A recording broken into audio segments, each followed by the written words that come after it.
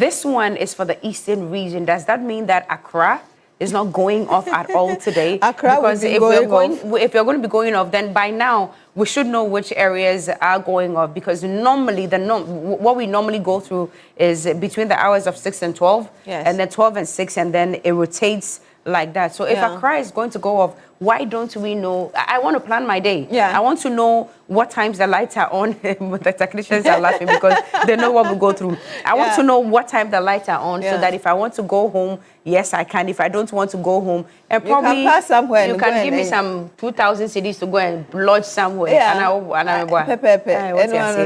we need to plan. But anyway, phone lines have been activated. You can also send us your messages. We'll do well to read as many of them as possible. Daddy, good morning to you. I've seen your message. Daddy, I hope that you have light. But I'm told that Isaiah is on the telephone lines. I'm not sure where Isaiah is. London. Okay, Isaiah from London. Please speak with us. Yes. Good morning, Isaiah. Good morning, Cookie. Yes. What's the... You look splendid. Thank you, Isaiah. Thank you very much. But let's talk about your area. Are you calling from Nandon? Is that correct? Yes, please. That's in the Bowers region. Okay. What's been the situation over the weekend and yesterday? Everything has been normal. Everything has been normal. We are still having lights on. The lights haven't gone off at all in your area? Oh, no. Oh, wow. I've not seen that. Yes, lucky you. Anyway, let's hear you. What then do you have to say about the situation currently in the country? Thank you very much. I'm very grateful for the opportunity.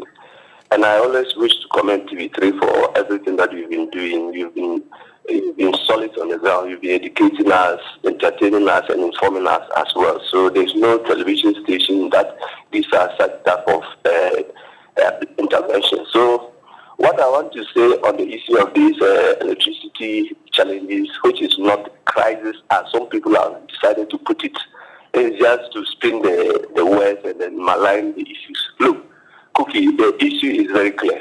We have overloaded transformers that cannot carry more than they cannot.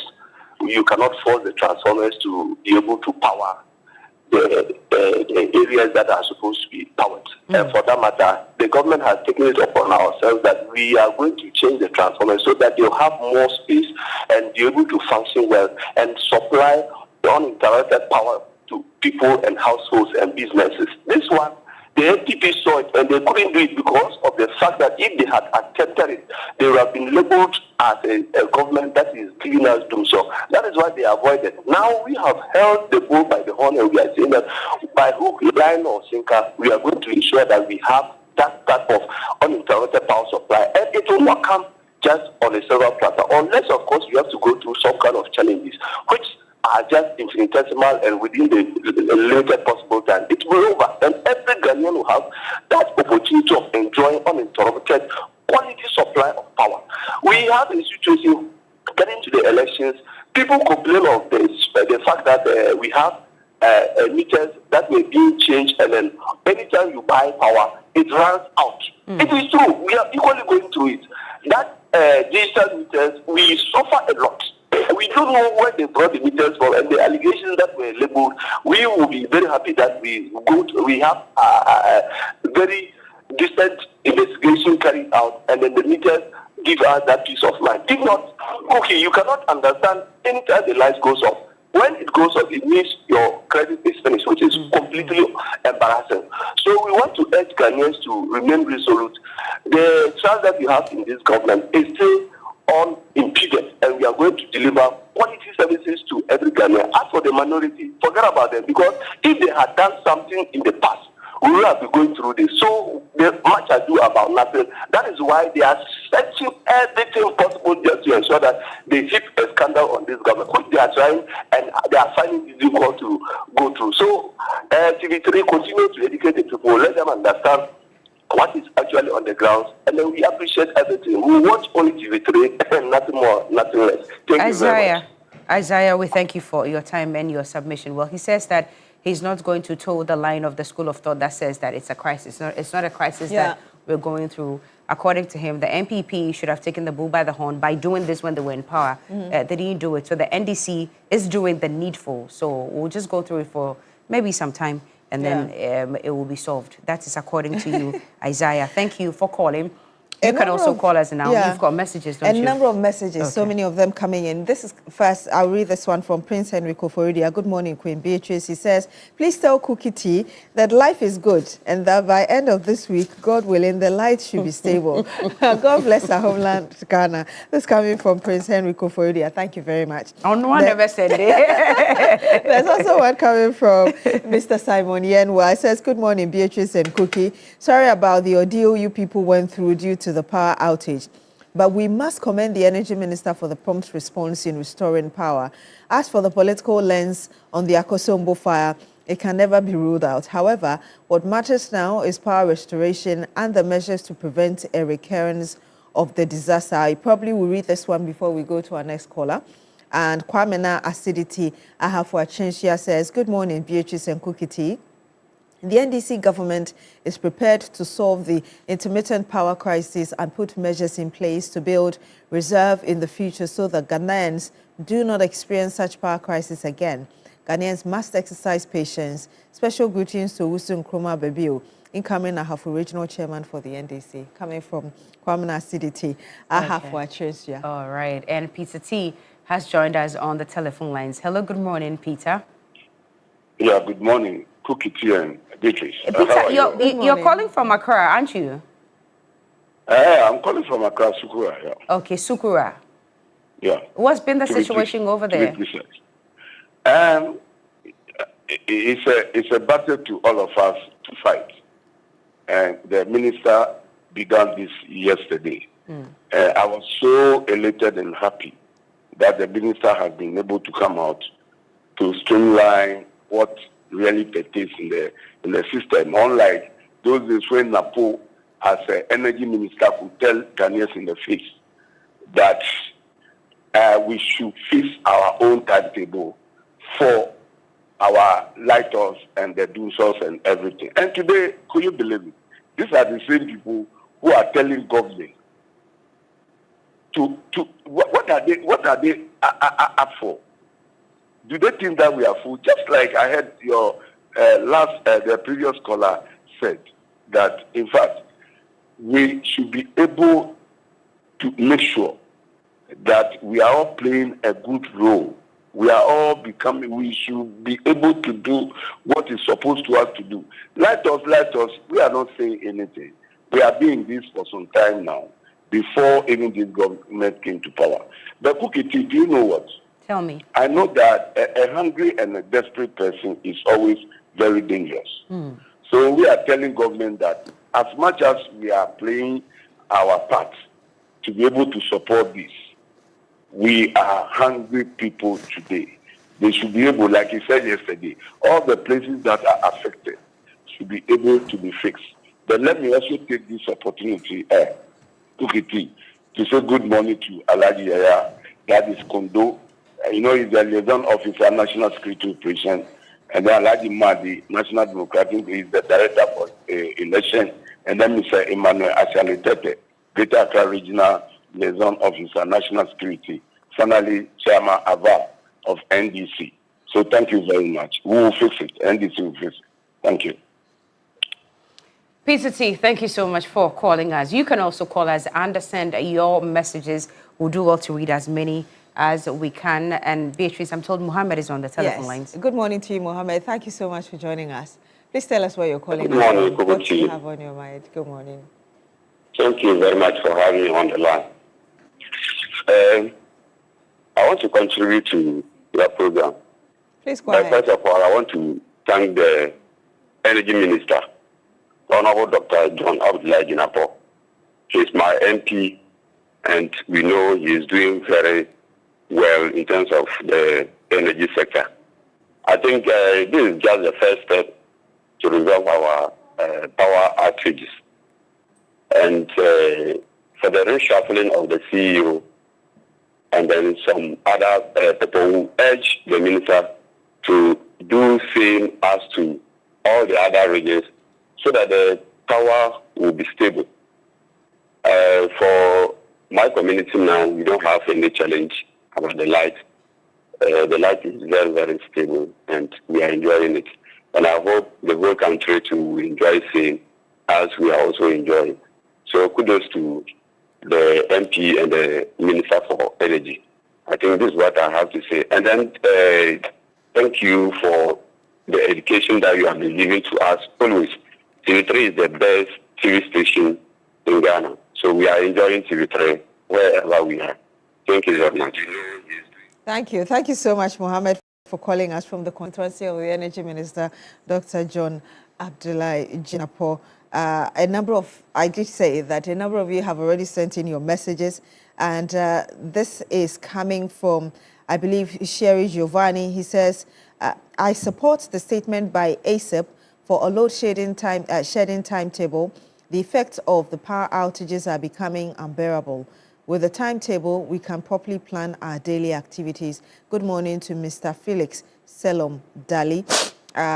This one coming from Abbas of Finsu says, I'm convinced the Energy Minister will address the doomsday that we are currently facing.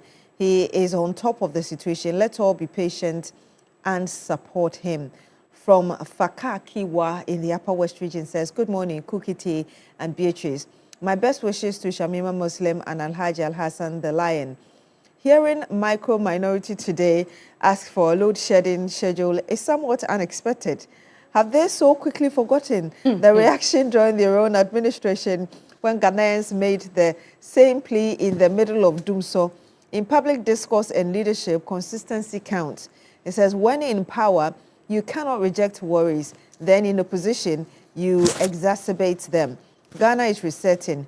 Therefore, let's concentrate on answers rather than cherry-picked recollections. This is coming from Mr. Stephen Penn, also in Wa. Says, good morning, Beatrice and Cookie. Alhaji informed me he is bringing 2 generators. I beg. One for you and one for Beatrice. Thank you. Beg. On a more serious note, we in the Upper West Region are enjoying stable and reliable power. Thank you very much, Mr. That's so not true. Alhaji, we'll be expecting it. It's so not true. Anyway, another caller is on the telephone lines. Hello, good morning. Thank you for joining us. Your name and where you're calling us from. Good morning, madam. Yes, good morning, sir. What's your name? This is Yaya calling you inside Tamale Central. Okay, Yaya. Do you have lights this morning? Yeah, I have light this morning. Did you have it last night as well? Yeah, I had it last night. Oh, then you are in business. Unfortunate. Then you are in business. You are in business. You are not going through what some other people are going through. But talk to us. What do you want to say to us this morning? I also want to contribute to your discussion this early morning. Right. Concerning about the next issue. Me, I'm seeing it this way that if they could make the meters available, that affects most of the customers in my area there. In fact, they are finding it difficult to get them separate meters. Okay, which side of Tamale is this? Almost everybody want the meters. Almost everybody wants the meters because nowadays, when they combine you and somebody 1 meter, contribution and those things, you and the person earning are not the same. When the power got finished, how to contribute to buy it? In fact, somebody may have money, somebody will not have money to buy, to contribute that much. So we find it difficult. So if they can testify to the extent that I can test off myself, my own house, more than eight people are in 1 meter. Okay. Sometimes they understand that the power got finished. How to contribute? Either you have money, either you don't have money. So they have a lot of controversial among them. So if they can have a specific method that get the meters available for everybody, so that all the kind of suffering that people are suffering about meters and those things will be a fact. Okay. And I never appeal something seriously to our president now, because looking at things now. In fact, those that they are implied as forestry YEA champion, sister. In fact, their allowances are not becoming. I'm appealing to the finance minister. If you see the forestry commission, so that in fact they will settle up all these kind of areas, so that they will start and then the workers will start working at this effective moment. Because looking at this, in fact, people are suffering in there, especially the forestry commission, the youth champion. Government should look at them and solve their problems once and for all. so that the allowances or their government is owing them or finance minister is owing them, it will be a fact. Let me extend my greeting to my MP Patema Central, Professor Aaron Motedu and How Naidrisu and. Oh, we lost. All right. Yeah. Thank you very much. We thank you for calling us. Philip Abochi says, good morning to you both. His Excellency John Mahama is making every effort to restore power in the country. The only demand from the grassroots is that the president should remove the MPP officials occupying sensitive positions. The opposition may provide names, but the NDC is ready to solve Ghana's problems. Abochi Philip from Keta sent in that one. Alhaji Haruna here in assignment says the minority should please shut up and allow JM to fix the electricity problem for us. He has done it before. And Courage Kotoka says, good morning, my sisters Cookie and Beatrice. As a matter of fact, in my area, this is Keta and Angloga, we have light since yesterday. The MPP should stop playing politics with everything. Are they the number one enemies of Ghana or what? Akasokre Joseph Anusi says, JM and the NDC have solved it before and will solve this one too. Some people went to the dam and prayed and cried over there and nothing happened. And others also came and enjoyed and took the credits for what President Mahama did in 2016 before leaving. Jidula says, your light is off, so we should vote for Baumia. Never. We are all seeing the cause of the problem and the government is fixing it. NPP, never again. And I'm told another caller is on the line. Alasan, you're calling us from Techiman. Do you have lights this morning, Alasan? Fantastic. Good morning, Cookie. It's not actually Alasan. This is Master Planner Junior. Oh. Hey, boy, yeah, boy. How are you doing this morning? I'm doing great. Bibi Akosei. Let me register my displeasure to the production team, especially those answering the call. What happened? Whenever I call and I say this is Master Planner Junior, they will put me on and then end the call. This has happened about 4 times. So Master Planner, please, take it easy. Master Planner, take it easy. First of all, we'll look into it. I'm very Wait, upset. Nyabuche. Master Planner, take it easy. Nene, that's the way he tip. I always speed you up, Nyabuche. It's not a thing we can even think of doing in the production room. That's not what we are for. We are very objective and very open to everybody who wants to go. Master Planner, take it easy. I am sure it's a technical hitch. That's why the first sentence I made was, we will look into it. But apologies to you. It's not supposed to happen. But please forgive us. We'll look into it and it will not happen again. I promise you that. I hope so. It will not. Thank you very much. Because, you know, even when MPP boycotted TV3, I was still monitoring, listening, calling, and texting. So don't let only NBC callers be calling. Senior communicator for the MPP, Master Planner Kintampo, talk to us. Yes. let me go straight to the issue. All right. First of all, let me say a special good morning to His Excellency Dr. Alhaji Mahmoud Bawumia, the incoming president 2029, inshallah. Commander Chris Nana Lloyd is also the incoming MPP National Youth Organizer. Kochi, you see, if you quite remember, on 4th January 2025, Honorable John Jinapor told Ghanaians that the electricity or the generation power of fuel that MPP left in office is for only 5 hours.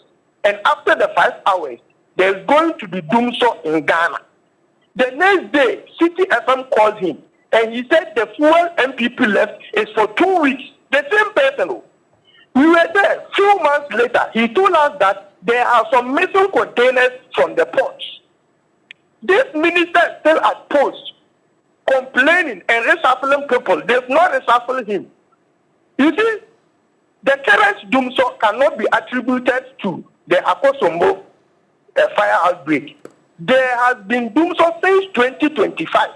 We are in 2026 now. Akosombo caught fire just this past Friday. Last 2 weeks, there was doomsday in Accra, in Kintampo, in Shinani, in Brekum, all over the country. Yesterday, I heard somebody calling from Techiman. That Techiman, there's stable electricity. That maybe it's not staying in Ghana's Techiman. I'm just stone throw away from Techiman. There has been doomsday every day. This morning in Kintampo, we received about 2 doomsday. So we are begging the NDC, don't be there, we are bringing timetable. What? No, don't bring timetable. Fix the problem. It is not because of the Akosombo and the Dunso levy you took. You have to fix it. That is what Ghanaians want. The FPP kept the lights on from 2017 to 2023. Somewhere, I guess, in 2024 that we started experiencing Dunso because we were installing transformers. As today they said, Napo was upgrading our transformers, and he told us that we are doing doom CSA. You refused. You disagree. Today, you are doing the same technical work. Do we fix transformer in the night? But in the night, we experience doom. So the EPG workers, the Gripo workers, do they fix transformers in the night at 2 o'clock, at 1 o'clock? Then why do you off our lights at 2 o'clock and tell us that you are upgrading transformers? It's a palpable lie. You don't have money to power our energy sector. Just tell Ghanaians the truth. Like you don't have money to pay the workers. Security services, their rent allowance, you can't pay. That is the reality on ground. So fix the problem and let's move on. Stop talking about timetable. Stop talking about Nafo said, get your own timetable. MPP is out of office. Get the Jawa, let their swallow. Thank you very much.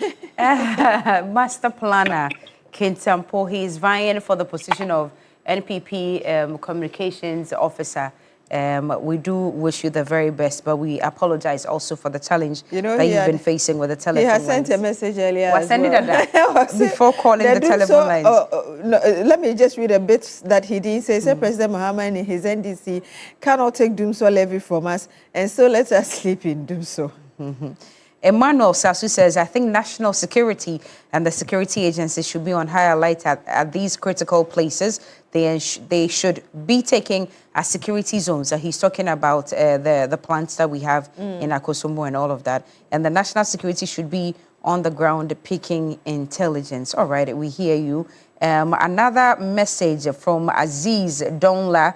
Aziz Donla sent in one. Let me find it quickly before he comes for me. Well, landlord Bolga D-Line says, good morning, Cookie and Beatrice. The NPP minority and their level of dishonesty must not be tolerated in the year 2026. When the NDC was exiting office in 2016, we left the ESLA PLC a clear SPV that was to retire the age-old energy sector debt after 5 years. Your clueless government took over, used the ESLA as a collateral for loans and extended the lifespan from 5 to 15 years. If you had stuck with the original plan, you would have cleared that debt and retired the ESLA from our book. Someone tell this NPP minority MPs that they should polish up their propaganda. This is coming from Chachu Chikata Jr. in the Wild West constituency. He says, good morning, Beatrice, Edu, and Cookie. You guys keep making us proud. Thank you. He says, the shamelessness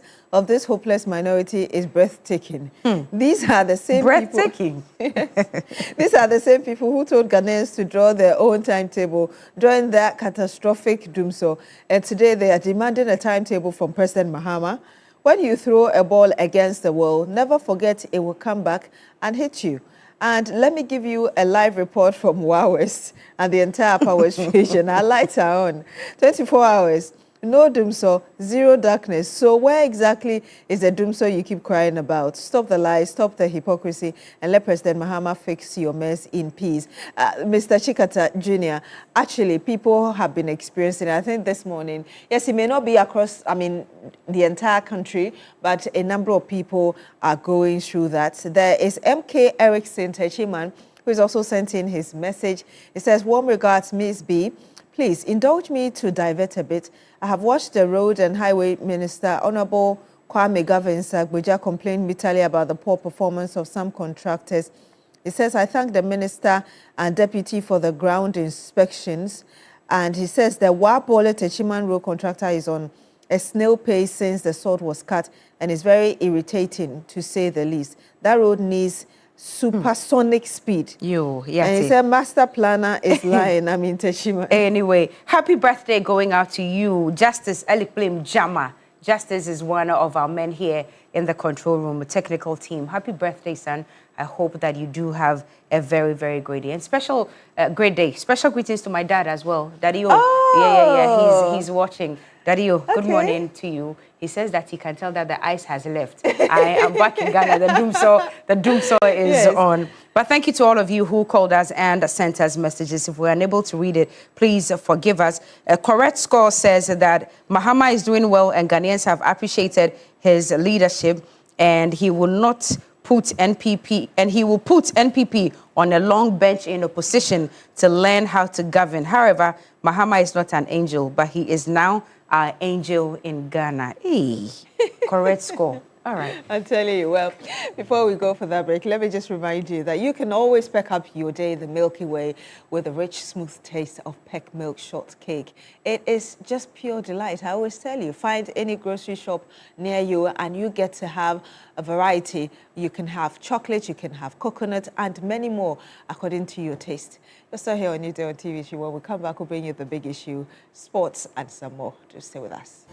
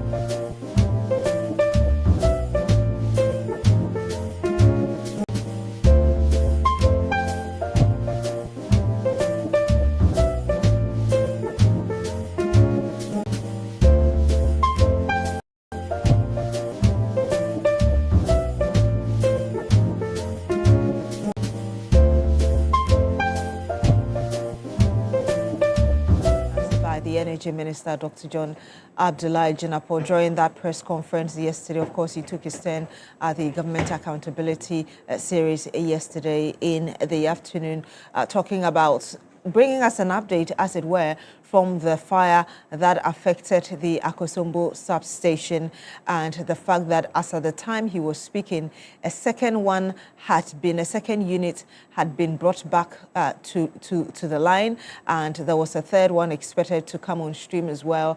And hopefully by close of this week, we should have all the 6 units working. That would mean that the 1,000 megawatts of power that has been lost at the Akosombo substation alone will be restored, in addition to the 200 megawatts of power that was also affected at the Pone area because of the rippling effect of the fire from Akosombo to the Pone area. And so we'll be looking into that and really the way forward as regards how to deal with the root cause of the power crisis that Ghana has been experiencing. Of course, this is not the first time. But in the midst of this, we've also had the minority in Parliament asking the government for a load shedding timetable, also casting doubt on what has been said, saying that the members do not believe entirely that what we're experiencing has anything to do or is limited just to the Akosombo fire, as well as the systems upgrade that we've been told by the government is currently happening. So we'll go into all of that. We've also had Africa Center for Energy Policy, ACEP, coming in, equally asking for timetable and asking that there is regular communication and the need for the country to equally look at the root causes of the power issues that we keep having every time. My name is Beatrice. Once again, thank you very much for joining us. I want us to watch, really, before I introduce my panel, a bit of the press conference and the information given us by the Energy Minister, Dr. John Abdullahi Jinapor. First generation unit was successfully restored yesterday. This afternoon, as I was about preparing to come for this briefing, I received confirmation from the acting GridCo MD and the VRA MD that the second unit has also been brought and is generating power. I've also been reliably informed that the third unit is undergoing works and that it will be brought on as soon as possible. When we bring on the third unit, it then paves the way that the new technology, the innovative technology that they've never used following this incident has proven to be successful. Then they will bring on the remaining 3 units. On behalf of government and on behalf of the good people of Ghana, I wish to seize this opportunity to commend and salute our engineers and technical teams who have remained on site, working tirelessly under extremely difficult conditions to restore the system to full operation. We can only provide you with a very short interval period. Indeed, this morning, we published a schedule for 6 o'clock to 6 p.m. That's 6 a.m. to 6 p.m. This afternoon, they've had to review it because one more plant is come on with about 140 megawatts. And so we would not live in denial. When we face challenges, we will tell Ghanaians. We know that, like me, every Ghanaian wants to enjoy uninterruptible supply of power. But I also do know that Ghanaians also appreciate it when we have genuine challenges that is not caused by policy failure or intentional. We've just watched Energy Minister Dr. John Abdullahi Jinapor. I did tell you that the minority also held a press conference after this very information given to us by the Energy Minister. Let's watch the Adumaku Mensah leading the minority caucus also give their side of what's happening. I was in my constituency 3 weeks ago, and for the past 3 days that I spent there, the lights were off. I'm not too sure that can be attributed to that of the Akosombo Dam. Of course, what has happened in Akosombo is very, very unfortunate. I'm not too sure if anybody anticipated that we are going to have this fire. That will also mean that government must come clean and accept that there are challenges and get us a timetable so everybody is comfortable. I remember when Dr. Matthew Poko Prepe said, "Oh, you doing CAC," and that some of the transformers, some of the wires had to be changed. He did not take it lightly. He did not understand why that should lead to some power outages. Mr. Seydou Nketia, the national chairman of the party, said if you are repairing a transformer on the right, why should left go off? That's how low they trivialize the situation. Today, here we are. There are genuine reasons, genuine concerns, but people are finding it very difficult to accept. And we just watched there, Collins Adomako-Mensah, he's deputy ranking on the Energy Committee of Parliament. I did say again that ASEP has equally issued a statement. I want us to go through some of the highlights of the statement issued yesterday by the Africa Center for Energy Policy.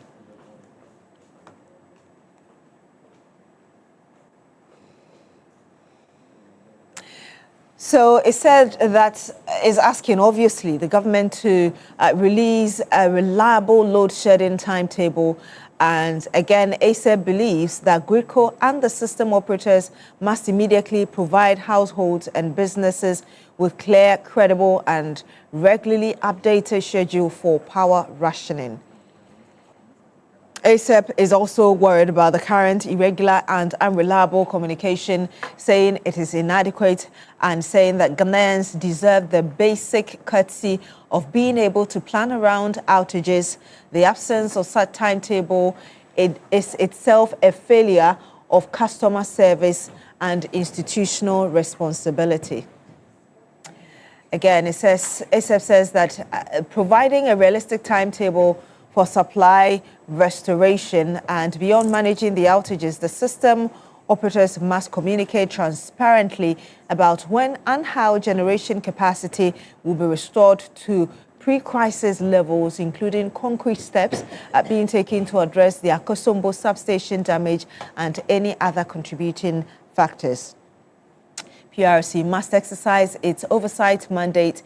The Commission must lead an independent, credible investigation into both the fire incident and the underlying causes of the broader power crisis. And it says this is essential to restore public confidence, establish accountability, and ensure that the explanations provided by system managers are verified rather than simply accepted. And it says a full public disclosure of investigation findings. ASEP is calling on the government to commit from the outset to publishing the full findings of all investigations into the Akosombo fire and the broader outage crisis. So, of course, these are some of the details coming from that statement issued by the Africa Center for Energy Policy last night. Kind of really being part of the conversation regarding what's happening and the way forward.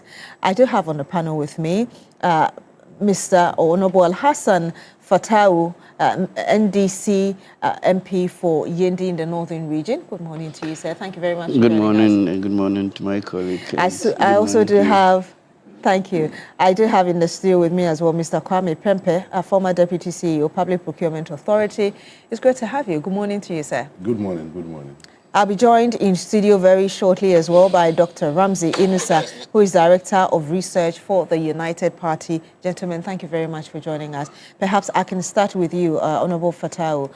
The minority, and you heard Collins Adomako-Mensah say there, that really you should be providing a load shedding timetable and doesn't believe really that what we are experiencing as Ghanaians is limited only to the fire at Akosombo and really the systems upgrade that we've been told about. How do you respond to that?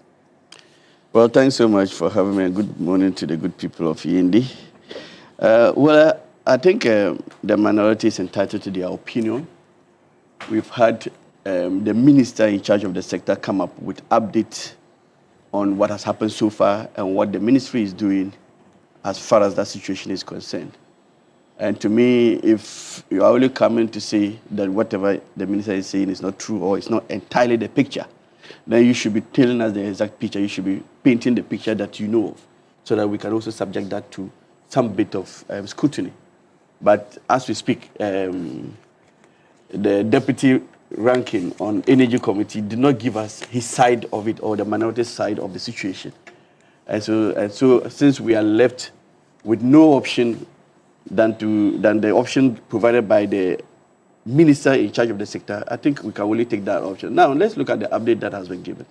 The minister himself did not limit it to one issue. He said we have 2 punch issues, one being the incident we are all aware of, which has to do with the power outage. In fact, it's an issue that I agree with the position taken by ASEP, that this must be investigated and that PURC must come in and do an independent investigation of this incident. I will let you continue with the bits about what the minister said, which we heard a bit of. But you're saying you don't know exactly what the minority is talking about. If they know what the problem is, yeah, so if they have their own... Are you denying the fact that over the years we've had adequate reserve issues? We're supposed to have about 20%. We haven't had that. So if that is their position, then fair, because we all know that our power sector has challenges. You understand? Our energy, the electricity generation capacity of Ghana. In fact, when NDC was leaving power into the system, at the time we had excess capacity.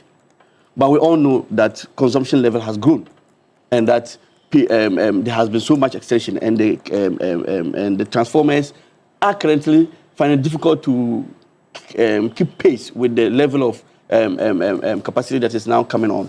And so clearly we have issues with that sector. And so, but what I'm saying is that the minister has come out to give us 2 issues, which are the issues we have today. The matter is saying that those 2 issues are not the reasons why we are here, and that to them, they are others. And we're saying that they should give us those others. But as for the issue of the fact that we are not generating enough, or the fact that we have our transformers that are outdated and have to be replaced, that one is known by all of us. And so, to me, those are not new issues. And those are issues that have been brought up by the minister in charge of the sector. And now, the issue I was talking about was to do with the fact that the investigation must be carried on. In fact, when I had the fire outbreak, I was asking myself, so, okay, what becomes of any insurance that would have been had around this? Because such plans like this should be insured. And so, I have not seen or heard anybody talk about the fact that insurance issues will come out of this, because we have to know which company is insuring this plant and what is the level of liability here. Because you see, sometimes we allow these things to hit the consumer.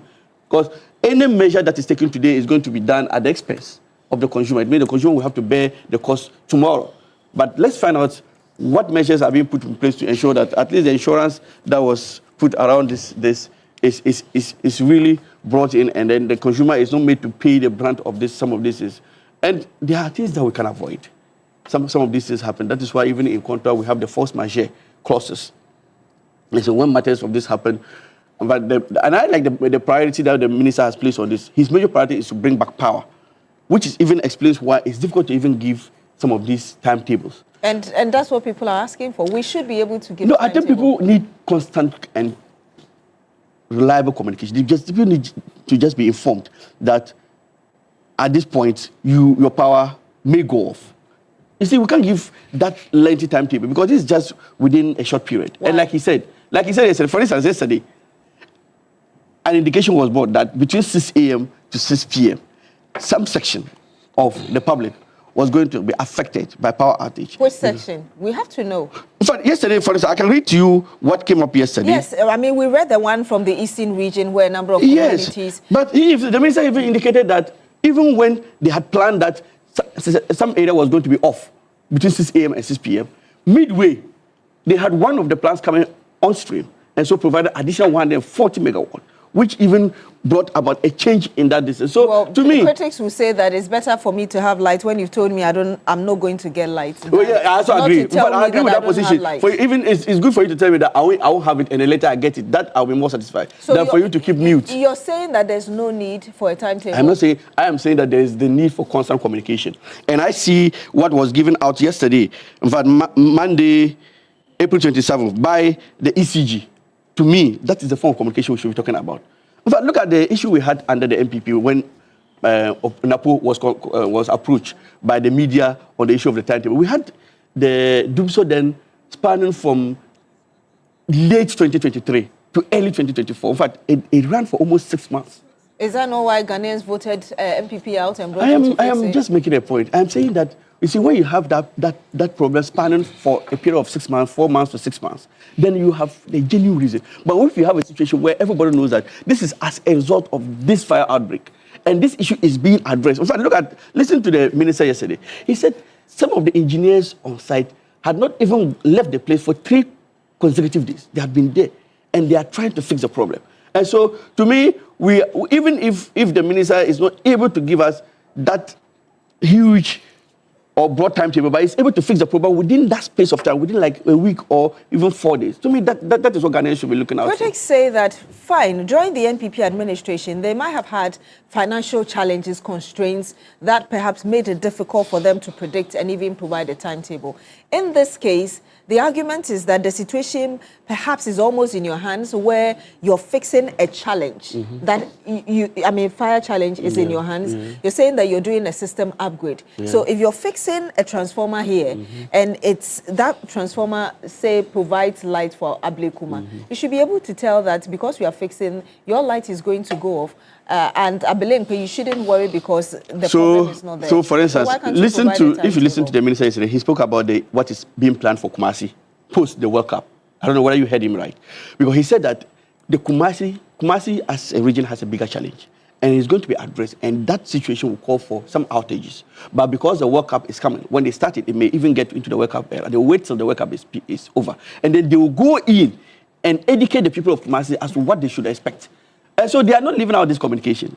But maybe the level of communication people expect. Because, see, when the same team has to be on the ground working to fix the problem, and they are seeing that the problem can be fixed shorter than even the period expected, to me, they should be more focused on solving the problem than this issue of the timetable. But if this issue spans for 3 months or 2 months to 3 months, then for that one we can call for timetable. But if it's just going to be many within a week or 2, to me, that should be the major focus. And this intermittent communication, at least this sector is fine. It's not an elaborate timetable. And remember, I've always said that if you look at the way our town sector is now planned, for instance, you have a situation where a place that used to be just one person's apartment or one person's residential place is now bought by private developers, and it's now turned into Airbnb. It's now turned into apartments. So you have a place that used to be occupied by just one family, now housing 30 people, because it's now being commercialized. All this will add load to our existing transformers. And with time, the transformer will now become incapable of managing some of these loads. And there's the need to plan on how to replace this transformer, how to upgrade this transformer. And that is why this policy by the government, transformer upgrade and replacement program, which has a plan to bring on board 2,500 transformers to replace some of these transformers, should be looked at, and it should be the order of the day. For me, the period is just too short for me to start saying that, oh, there should be a timetable. There should be this communication, but not necessarily a timetable. So let's assume that indeed, like we've heard the minister say, by close of this week, we should have all the 6 units within the Akosombo area come on board. But I remember that even before March, we had the Energy Ministry alerting us that there were going to be systems upgrade. Yeah. And so from the middle to the end of March, we should expect some intermittent power supply. Are you saying that since we've been given 3 months for this whole first phase of the upgrade to happen, we are not going to be given timetable? No, for the specific areas. For the specific areas that the upgrades would be taking place, and that's the specific communities that will be affected, there should be that communication. And that is what the agencies under the ministry are doing. And so I don't see, because they are giving the areas that will be affected by these upgrades specific and targeted communication. What I see the NPP calling for is the issue of a whole timetable like we used to have during the era of the Dumso, where people will not. And I don't get it, because if an area is not going to be affected, they should not be informed. They don't need to be informed. They only need to be informed when there's a risk that they will be affected by this upgrade. And that communication is what is going on. Let me ask you this before I go to Mr. Prempeh. What would you say to those who would say that the government is unwilling to provide timetable, because that's the same politics you played when you were in opposition with the MPP? The government is providing the update, the communication. Timetable. Remember, what is timetable? I just don't get it. I don't think Ghanaians are asking for timetable. Ghanaians are asking for information. They need to be communicated to us on when their lights will be on or off. You understand? That is all they need to be told, and not timetable. Because you see, like I was telling you, Nepal situation spans over 6 months. And Nepal was telling us that, in fact, when even this man, the senior minister, was contacted on the issue of the timetable, he said everything lied in the hands of Nepal. it was only NAPO, because if you say ECG only do the distribution. Another institution does the generation. And all these institutions come under NAPO. It's only NAPO. Now, when they approach NAPO said, if you want to have your timetable, go and get one for yourself. And so he was not in a position to provide a timetable. But in this instance, we are telling you that there will be upgrade in specific areas. Once that area will be affected, there will be communication like we have yesterday. And it will be done as and when there is a need to do so. Mr. Prempeh, let me get your thoughts and your assessment of what has been told us so far by the minister and, of course, some government officials. Thank you so much. I mean, first of all, let me say a good morning to you and my co-panelists here, and also to the viewers right at home, and also to everybody at TV3. I mean, this issue affects all of us. It affects every Ghanaian. So sometimes when the government, is speaking and they try to point it to MPP, I just don't understand them. I mean, if your light is going off, I don't think they're going to ask you whether you are MPP or NDC or CPP or whatever before your lights go off. If there are challenges within this country, now that the fuel is up, when you go to the filling station, nobody is going to ask you for your party card and give you a discount or not. It affects all of us. So when Ghanaians are complaining, whichever color you think they are Ghanaians that are going through the challenges that are complaining. You don't have to, wave it away and switch off because, this person must be MPP or this person might be that. At that particular moment, it might be an MPP person standing in front of you telling you. But it's an issue affecting every single Ghanaian. You see? And I think the government must just be honest about this issue, right? This did not start last week. It didn't start 2 weeks ago. It didn't start last month. It even didn't start 2 months ago. The issue of this intermittent power supply has been going on for, I think, almost 6 months. And the government has been coming out with reasons, excuses, from time to time why something is happening. And I have a few here that I want us to go through, right? Now, right from January, the excuses started. Back then they said they were commissioning the 67, MVA transformer at Cape Coast. So there was intermittent power issues because they are installing this particular, transformer. That's fine. You've installed it. And then again in February, they said there were issues with transmission lines. GRIDCO came. And then again in February, they came again. In March, they said they were switching from, they were switching to Thelma plant, because there was a scheduled maintenance with WAPCO. These are excuses that GRIDCO brought. You see them as excuses? Because they are excuses upon excuses, right? If we are talking about when the energy minister talked about the power issue that the government was met with, the energy minister the fuel, himself, all of that, the energy minister himself, Honorable Jinapo, when he was in opposition, he said that the upgrade of transformers should not be an excuse for powers going off. He himself said that. I'm talking about what the energy minister said when the government I'm talking about the energy minister. Yes, when they took office and said that you had left them 5 hours of fuel, among other challenges that they faced. This is a big excuse. Now, we left you with what, 5 hours of fuel. You then implemented D-levy. You've now accumulated, for the last time I checked, I don't have the first 5, but that was about 5 million Ghana cedis or so. So why are you still complaining? Ghanaians were willing to pay. So why are you still complaining about that was issues in addition to a debt of over $3 billion we also inherited it. As part of let's not trivialize the issue. The issue here is we are going through intermittent power supply, which we Ghanaians we call doomsday, right? Now, NPP was in power from 2017 to 2024, and the lights were fairly stable. Of course, we had certain times where there were also issues with power supply, which I think was widely discussed, which my brother here wants to point. And let me remind him, Napo is no longer the energy minister. So pointing to Napo when you have challenges is not going to help your situation. And I should remind them again that the propaganda and the lies that you use in opposition is not going to help you govern the country now. Concentrate on the issue at hand.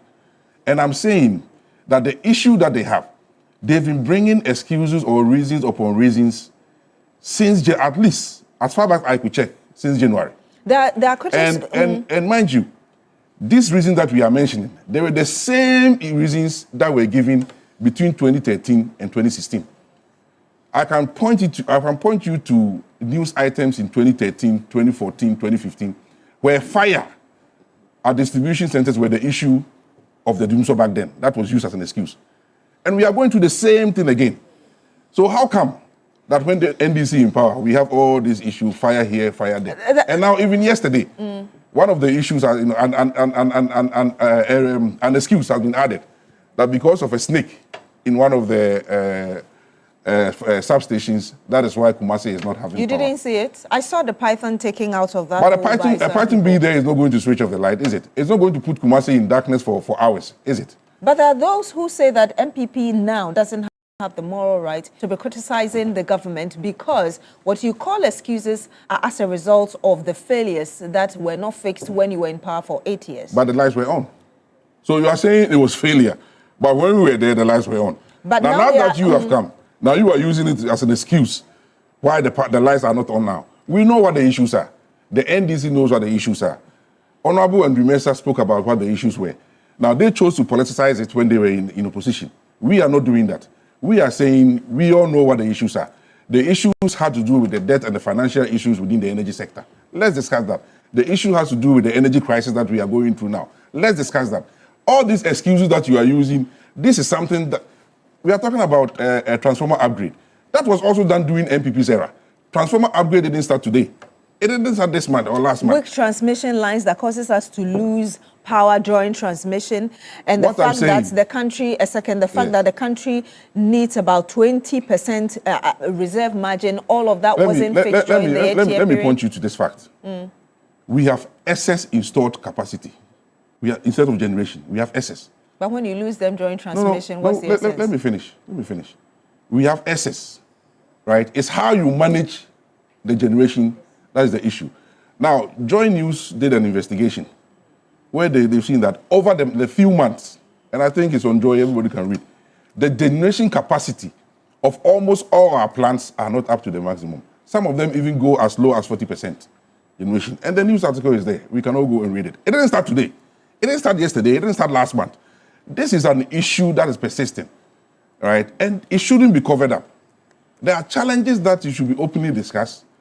But this maintenance excuse me, we have had very professional engineers in this country.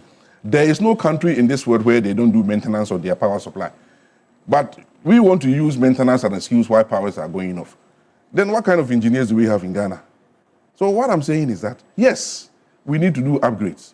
Yes, there are certain issues that happen locally. But that can be the reason for a countrywide issues in power supply. And that is why we need to address. These open excuses, the same thing that they, when we were in the position, said we must not use as an excuse. Now they are using the same thing. Then you ask yourself, I think the video that when I was coming in, you were playing of Andrew Mensah, right? Honorable Andrew Mensah. He was talking about... Mensah? No, Andrew Mensah. Okay. Yes. He was talking about when they were in opposition, what their party chairman was saying, that if there's an issue in that power station, why should it affect the other one? They were trivializing the issues when they were in opposition. And when we had issues with the power supply, we came out to explain to Ghanaians, these are some of the issues. Now he's sitting here telling us that this is a few weeks, so we don't need, timetable. And I'm saying the issue has been persisting at least since January. But it goes further than that. So this is not something that just happened yesterday. It's not something that happened last week. So if Ghanaians, and this is not MPP matter, again, when your lights go off, they won't ask you your party colors. They won't go to Adenta and then switch off my lights and they leave the Adenta's MP's light on because Adenta MP is an NDC. Or the Adenta NDC chairman's lights on. If the whole area goes off, it goes off for everybody. So it is not MPP that is demanding for a timetable. It is Ghanaians. Now, why a timetable? It's just to enable people to plan their activities, especially those that are in business. I mean, if I'm home and my lights go off, I might complain. I will sleep in the heat and all that. I will sleep in darkness. But at least I will sleep. But imagine that if you're a hairdresser, imagine that you're a barber, and during the day, your lights go off. Your clients will be coming in and be turning them off. But if you know when your lights will come on, at least with your first clients, you can agree with them the times that they should come in that you expect to have lights, then they can come, they can do your work. You do not so accept the Ghanaians are not explanation given by him that this fire incident, of course, which has worsened the situation, is just going to be fixed within 1 week, after which, during the upgrades, they will communicate with communities and areas that are going to be affected. And what I'm saying is that the issue did not start with the fire. I've provided a lot of reasons that they gave before the fire. The fire is just an addition. And yesterday, they added the snake to it. Now, the snake has been removed. We also removed. So does it mean that that area, they are not going to get any doomsday anymore? We live to see. So the snake is gone. So we expect that in that area of Kumasi, there shouldn't be any light off anymore because they've removed the snake. Is that what the Honorable is telling us? Is that what they are telling us, that in Adenta, they are going to upgrade my transformer? Now, give me the time that they will go and upgrade my transformer. So after the upgrade of the transformer, I shouldn't be experiencing any issues again. And I'm telling you, authority, I live in Adenta. And we've been having this intermittent power supply, which is we call Dumso, for over 2 months now. Every week, at least 2 or 3 days, we have no light. And you don't know when. Sometimes it's Monday, sometimes it's Tuesday, sometimes it's Wednesday. So if there are challenges with power production, with power generation, at least just tell us. We can produce you on Monday with power, so that we can plan our life and our businesses accordingly. And if you live now, in there's Adenta, a factory in Adenta. Like the member of the former deputy CEO of the Public Procurement Authority is saying, if you live there, let us know in your comments what the situation has been in the past 2 months, like you're saying. Yes. And of course, the ECG office there too could confirm that. They can confirm it. You see, and there are factories in Adenta who produces for export. Now, they have clients that are waiting for their products. Now, they have to produce to get it to the port so they can ship it to the US and to Europe and all that. They have their schedules that they are working with. Now, if they have scheduled to produce, let's say, 10,000, goods on that particular week, it means that every day they must produce 2,000 to be able to meet that 10,000. So if one day they don't have electricity, it means they will not meet the time for the vessel that is leaving for the US, and they are going to disappoint their client, and that's going to be a loss of business. But if they know that on Monday, I'll have the full day electricity, but on Tuesday, there will be no electricity, I can plan to have my staff do double the shift on Monday, because I know I won't have any power on Tuesday. And these are rare issues that are on the ground. I know, because it's my factory that I'm talking about. It is happening in Adenta as we speak, and at least I can speak of Adenta. So this is not a trivial matter. This is a small issue when people are demanding for timetable. It's for them to plan their businesses. It's for them to plan their lives. So we shouldn't trivialize it and say the MPPs. This is not MPP or NDC matter. This is Ghanaian matter. Mr. Fattah, how do you respond to some of the claims, Mr. Yes, so but I've heard him even talk about some of the especially with regards to the Dumso levy, the energy sector levy that we brought in. You see, if you look at the history of governments upon governments and what they have done to address this energy issue we have as a country, you would see that NDC stands tall. When we had the first experience, in fact, one of the biggest one we had in 2007 to 2008, when we experienced the drought, and as a result, Akosombo could not deliver. At that time, we were heavily reliant on Akosombo, the hydro aspect. It took the NDC to say that as a country, we can no longer be relying solely on hydro. And so we needed to go to diversify our portfolio. And that was when the thermal issue came up big time. And the thermal, we paid the price for it, because thermal, you can have it brought on board within a short period, but it's very expensive. Because you need the fuel. You need to always go for fuel to be able to power the thermal plants. And that was when we started signing this agreement with these IPPs. And we were lambasted, JM1, that we're doing take or pay agreements, and that these agreements are inimical to the state, and that why should we be paying for power that we are not taking? But these are necessary clauses in such agreement, because no investor will allow you to just sign an agreement with him which requires him to invest so much, and which you would say, as and when you need it, you come and take. You have to take it even when you don't need it. And these are international clauses that are everywhere. We tried to explain it, they took us to the cleaners. And made Ghanaians, in fact, so I'm surprised that he's even saying that we were talking about how they handled the situation. They started talking during JM1, when we had the thermal issues. And when they came into power in 2017, they reviewed most of the power purchase agreements. And if you remember, they even cancelled about 11 of such agreements. Today, where are we? The only party that has brought in one of the cheapest source, apart from the hydro, is the NDC, the gas one, the atomic gas processing plant. The cheapest source of energy we can have as a country is the gas one. We brought in the first one, and JM is also bringing in the second gas processing plant, which means that for Gap 1 and Gap 2, it's only NDC that has brought it. So you ask yourself, what have they been doing?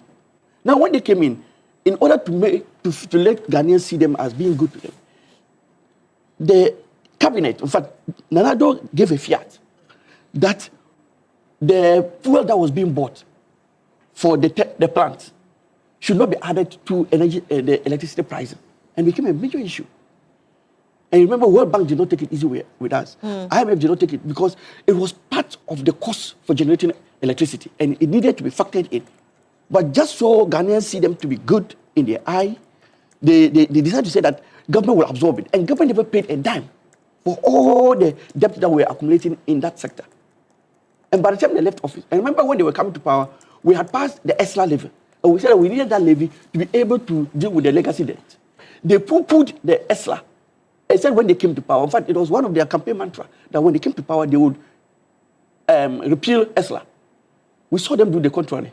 When they came to power in 2017, they extended, in fact, ESLA by 20%. You understand? And they extended the lifespan of ESLA, and they increased it by 20%.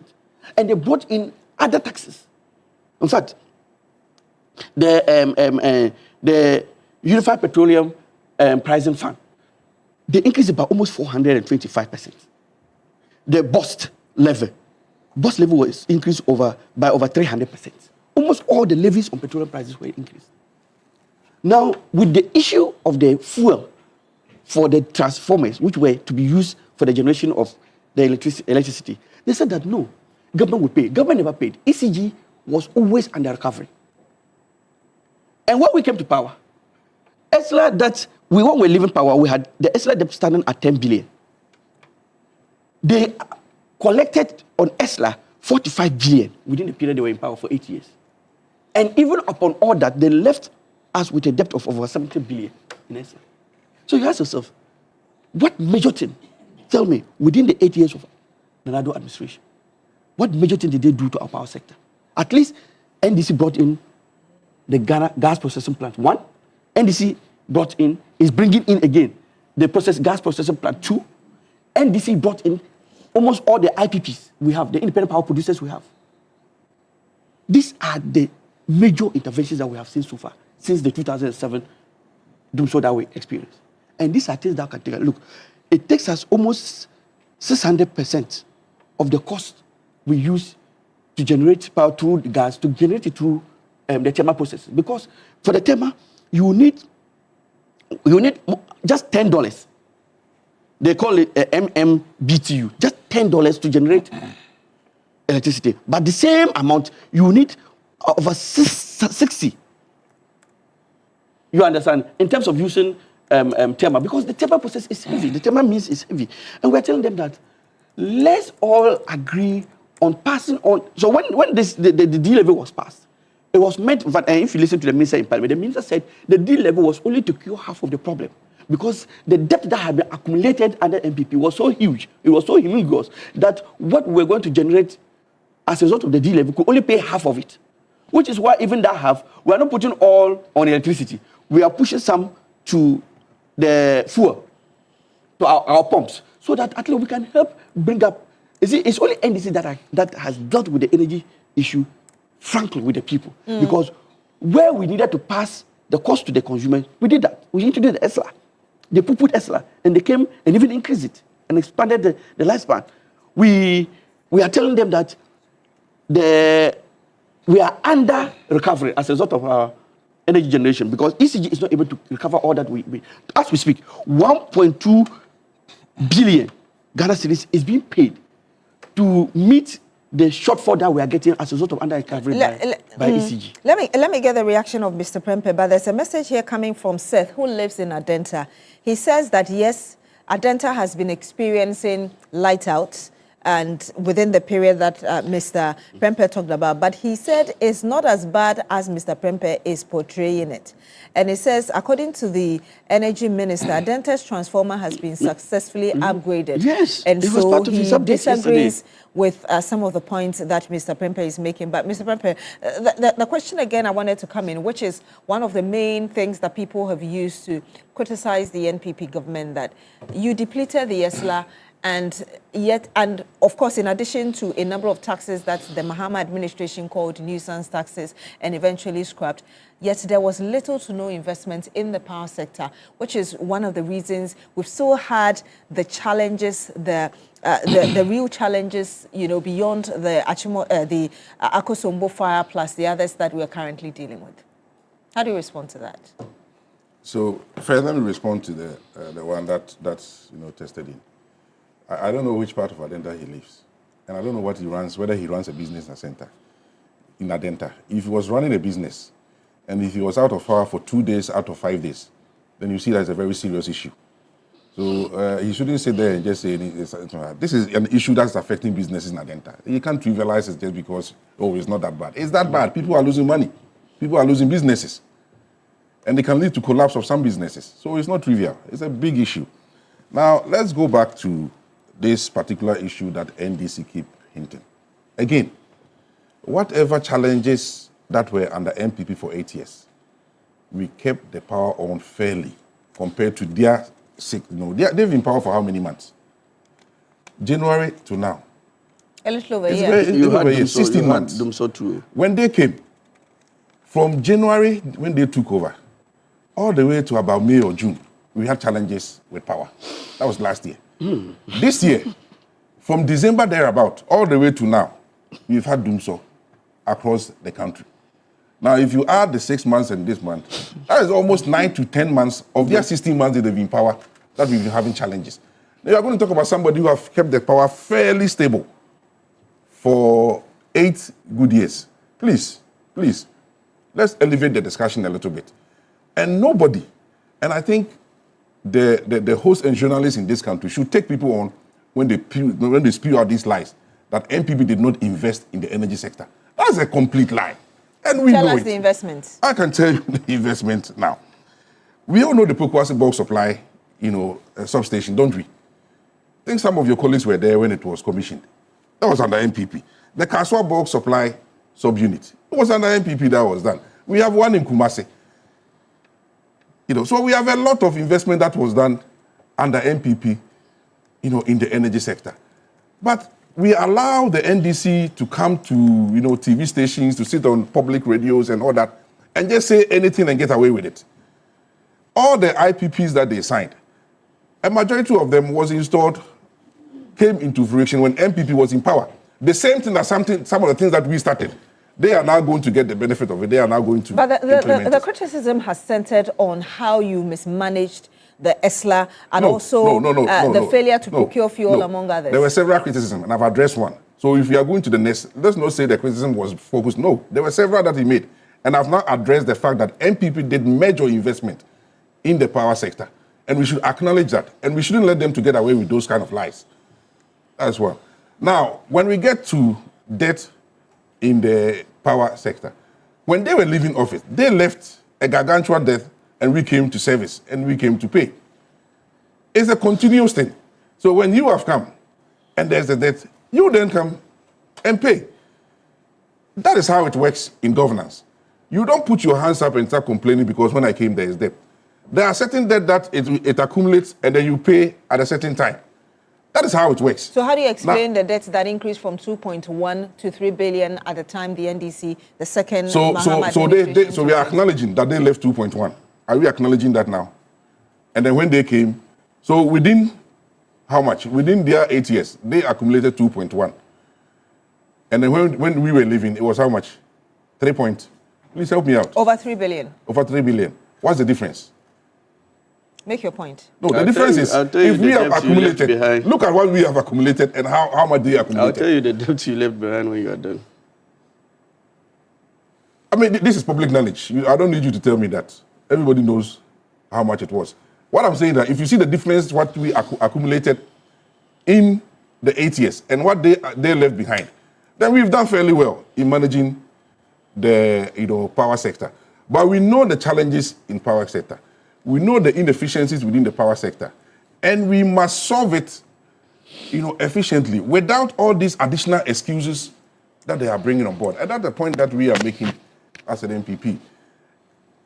Yes, we know there are challenges, but not try to brush those challenges away and throw sand into the Ghanaian people's eyes by not providing them with the accurate information, accurate issues. Back in 2024, 2023, when any time lights go off in my neighborhood, there was a phone number that you call, and they will tell you exactly when the light will come on and exactly that time it comes on. What happened to that call center? Now when you call, nobody picks up. ECG picks my calls. No, in our neighborhood. You even admit. No, I mean, in my neighborhood, I'm talking about my neighborhood. I remember, they would tell you, I was even surprised, they would tell you that 10 o'clock, 10 p.m., lights will come on because they are fixing certain issues within your neighborhood. And exactly 10, it will come on. Because they had the information they were sharing. But if you are hiding behind, these excuses, that is where it becomes difficult for you to publish any timelines. Let me read a few messages and I'll come back to you, Honorable Fatau, for you to respond to some of the issues. Musa Abatwa in Aswasi says, good morning, Beatrice. Is the MPP man saying there's nothing like fire outbreak in Akosombo substation? Is he really in Ghana or he's doing petty politics? Tell him discerning Ghanaians are listening to him. However, Ghanaians acknowledge the genuine challenges with power supply. These are systemic issues, not problems created by this government. Ghanaians understand that resolving such matters take time, and we appreciate their patience as we work diligently to address them in sustainable and amicable way. I'll read this one before I come back to you from Kalio Maniwa. Says, good morning, Beatrice. Please ask the MPP representative whether he's speaking for his party or Ghanaians. If he's speaking for Ghanaians, then he should stop because Ghanaians understand the situation they left ECG with, which the NDC administration is trying to solve. They can't pretend to have all the magic solutions just after they left office in some 15 months. Mr. Fatau, how do you respond to some of the claims? And then I'll get your final words on these. Yeah, so one, my major submission was that we are making frantic effort to clear the mess left behind by MPP. And unlike us, or unlike MPP, we will not sweep the debts under the carpet. We would confront the debt and pay them off, which is why today, 23 billion out of the 67 billion they left behind is being cleared annually by the government. In addition to that, 1.2 billion Ghana cedis is also doled out by the government to meet the shortfalls as a result of the under-recovery by ECG. And when we came to power, we were talking about the waste in ECG to the extent that an institution that is not even able to recover their costs, their under-recovery, they were spending 9.3 billion annually in their operations to recover debt that are always even under-recovered. In the first 1 year, 2025, ECG from 9.3, they came down to 1.3 billion cost. And so efficiency has been brought to bear in the management of the power sector. And we are confronted out there. What they were doing was to pile up the debt and let it appear to Ghanaians that, we are managing the power sector. Meanwhile, the debts are being put there for somebody to come and bear. And we have come to say that, no, we need to confront these issues. For how long can we continue piling these debts up?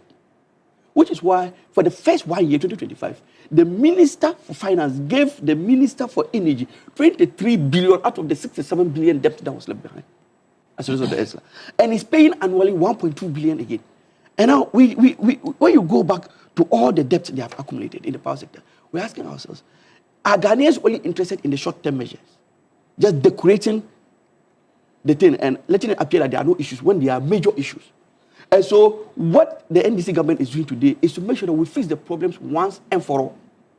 You understand? And so which is why the GAP 2, the gas processing plant 2 is being brought on board. And I'm telling you that when we have gas taking the major chunk of our energy generation, we will be able to save a lot.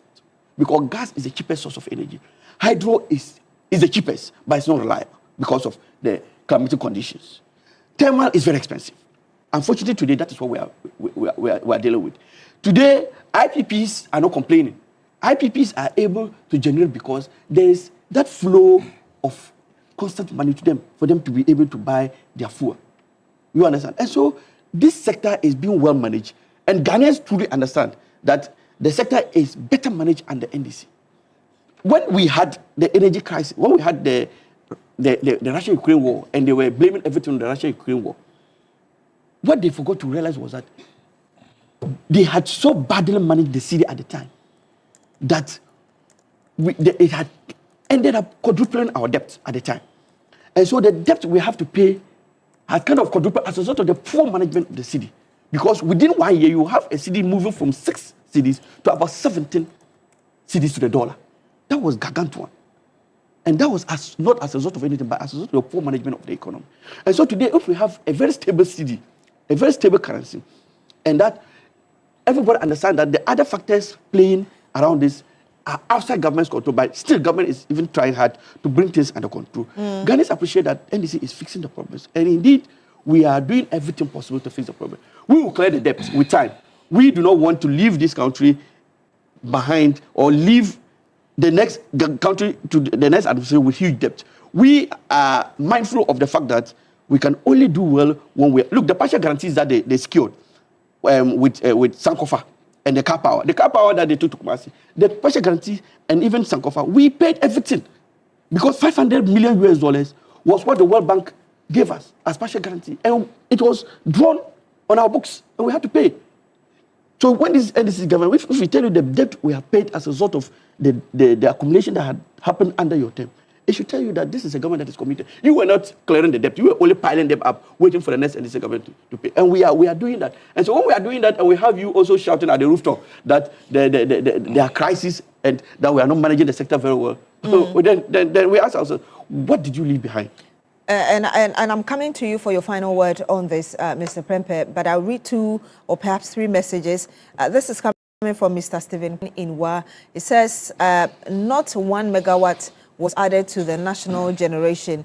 So disagreeing with what Mr. Prempeh is saying. There's another one who also lives in Adenta, says, let Mr. Prempeh know that the Pokwase and Kaswa box supply stations were done with the money from the Millennium Challenge account, which was signed by the previous Mahama administration. The current challenge with the power outages due to generation, and so Mr. Prempeh can't deceive the public and residents of Adenta.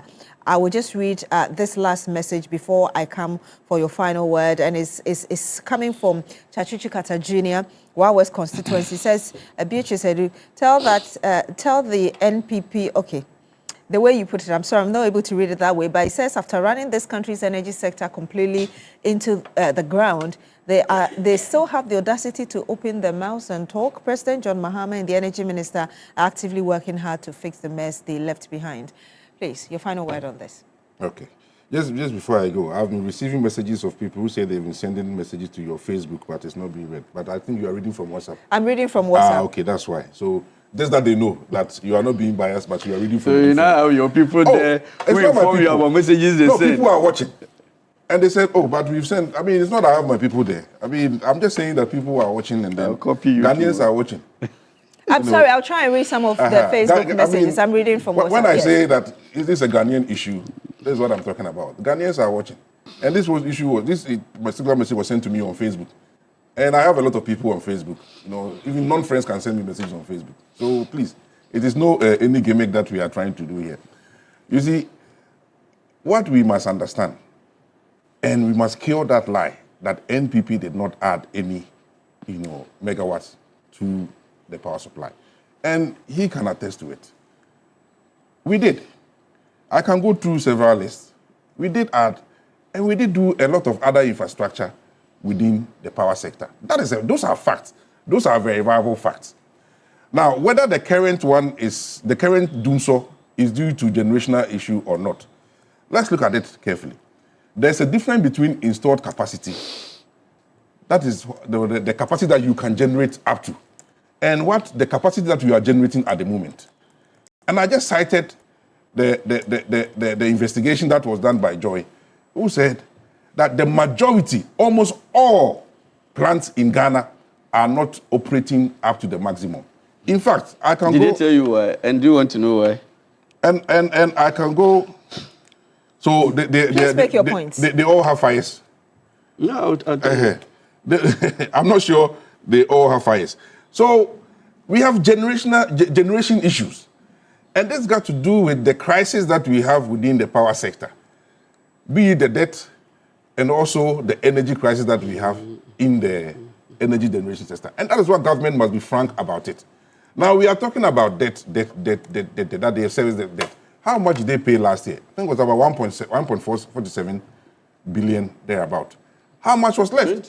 1.47. I mean, by January this year, that's what the energy minister brought out. Yes. That $1.47 billion has your been paid. Your debt that faces ECG debt. Oh, I'm telling you. I want you to just, please, I'll come to you for your final word. Just land on your thoughts and I'll come to you.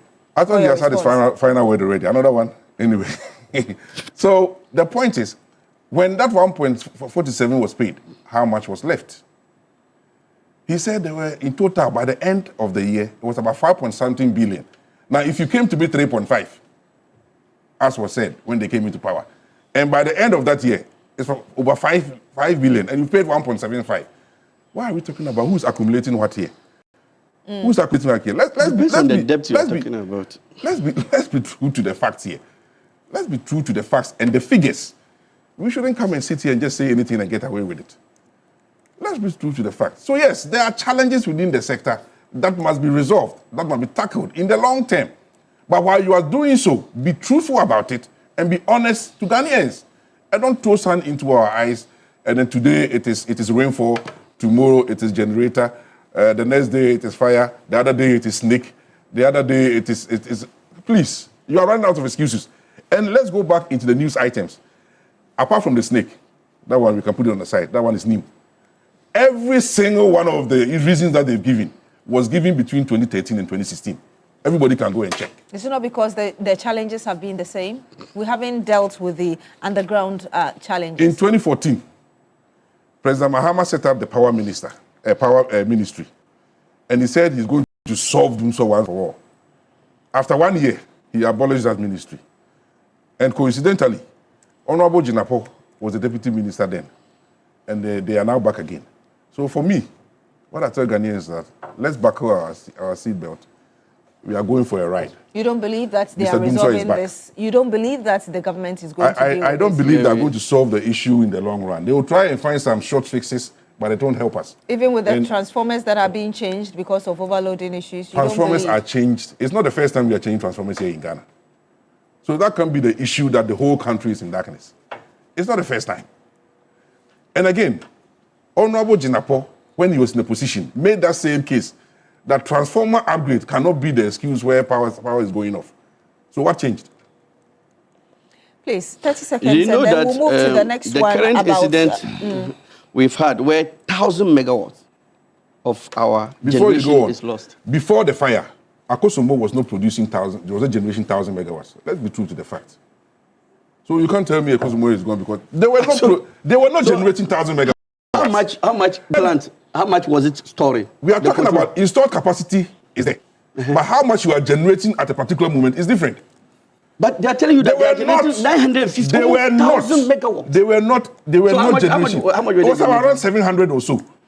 The investigation has been done. Go and read even the ASAP, the one you read. What I'm telling you is that before the fire came, they are also confirming the same figure. So are you? So full capacity we are told is 1,020 megawatts. Yes, it's not 1,000.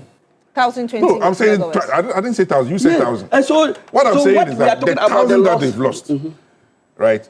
Before the fire, they were not generating up to the 1,000. But we're told that the full capacity is 1,020 megawatts. That's what I'm saying. There's a difference between installed capacity, that is the capacity you can generate up to, and what you are generating at a particular moment. Please let Mr. Okay, so have his word, and then we'll move on to the next one. I think he made an issue about the fact that most plants, Joy FM did their documentary, and that it's come out that most plants are not operating at capacity.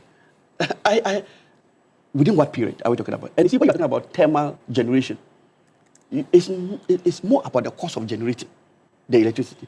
If it is very expensive, you don't expect that the plants will be allowed to generate in full capacity, because who will take? And in any case, you will need money to get them to be able to buy the fuel, to be able to generate that full capacity. And if you are not giving them that much money, you don't expect them to generate at full capacity. So the issue you give them money based, so they generate. But we'll have to move on. Yes. You so the issue is money. Are you admitting here that the issue is money? It's obvious.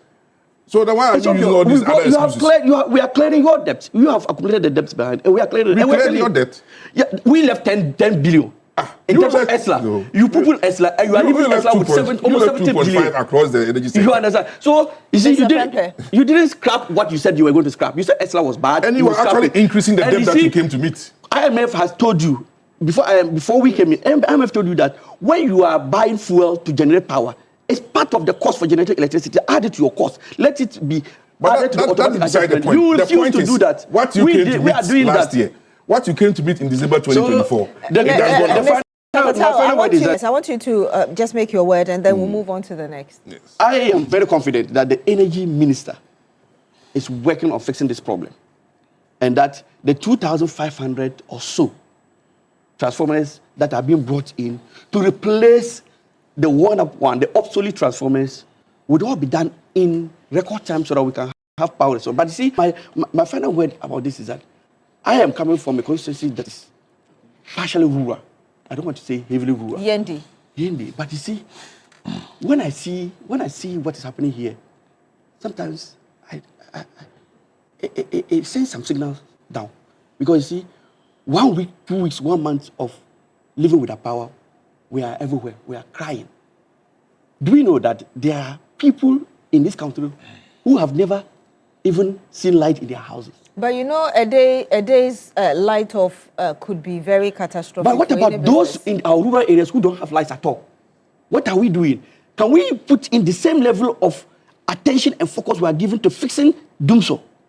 In the urban areas, can we give that same attention to providing lights to our rural communities? That doesn't clear the challenge of even losing a day's light for a business. That is why I'm saying that. Look, yesterday when I was listening to this, you know what came into my mind? I said, so when we fix all this for the big cities, can we give the same level of attention, you understand, to our rural communities? Let our rural communities enjoy. Look, I have a number of rural communities who are still struggling for years now. In fact, last year, alone, 2025, I was at the energy ministry for more than 30 times. All right, let me read a few messages from Ni Atukwekwe on Facebook. It says, Ghanaians should download the ECG Power app to check updates that are coming in. Once upon a time, we were told to draw our own timetable. So why should someone give us one? That's coming from Value.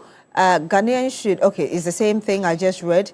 And a number of you sending in your messages, but the messages keep playing. So I'm sorry if I'm not able to read your messages, but I want us to go to what came out yesterday from the Lands Ministry, that a number of I would say subsidiary companies within the Adamu's resources, mining resources, had their licenses revoked because they had breached the mining laws and had, as it were, given their concessions for illegal mining activities to take place. I want to get your thoughts on this, Mr. Prempeh. Really, to what extent do you think this goes to help in terms of dealing with this illegal mining menace on our hands?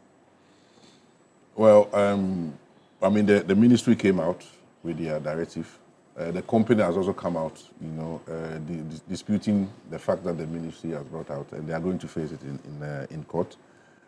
So, as I sit here, I have two information, and then they have to, set it out, and then let's see what comes out. But the important thing that the company pointed out to me is the fact that they pointed to, I think, it's Article 68 of the mining law, where they should have been given the chance, to respond to the issues before the directives was given. And if that is the case, then I think something went wrong here. Because I think if anything is found, per the law, they should be given the opportunity to respond. And even the law even says rectify the issue, to the satisfactory of the ministry, and then they might continue. But I'm not surprised. It seems to be a government direction that we want to clear out all foreigners within the mining sector.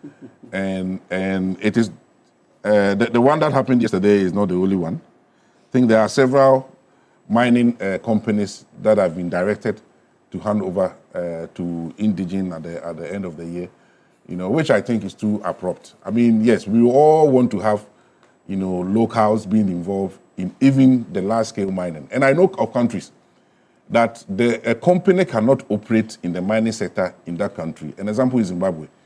If a minimum of 50% is not, owned by the local, by, a Zimbabwean, which I think is good. But I think you will have to build these things over time. You cannot just wake up one day and then after a foreign company coming to invest, we have lured them in to come and invest all this amount of money, and then we wake up the next day, then we are going to kick you out. That is going to affect investor confidence, not only in the mining sector, but also in the other sectors as well.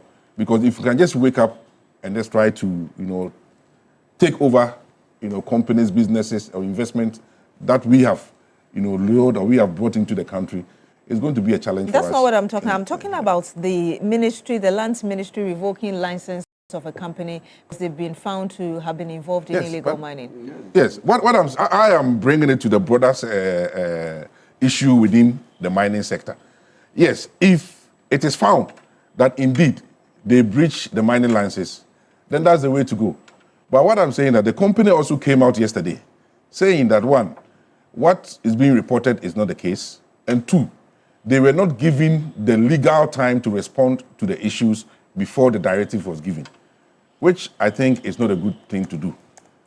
And if somebody, especially a foreigner, has been given a license to do mining, and they are not going in accordance to our laws, then I think it's the right way to revoke that license.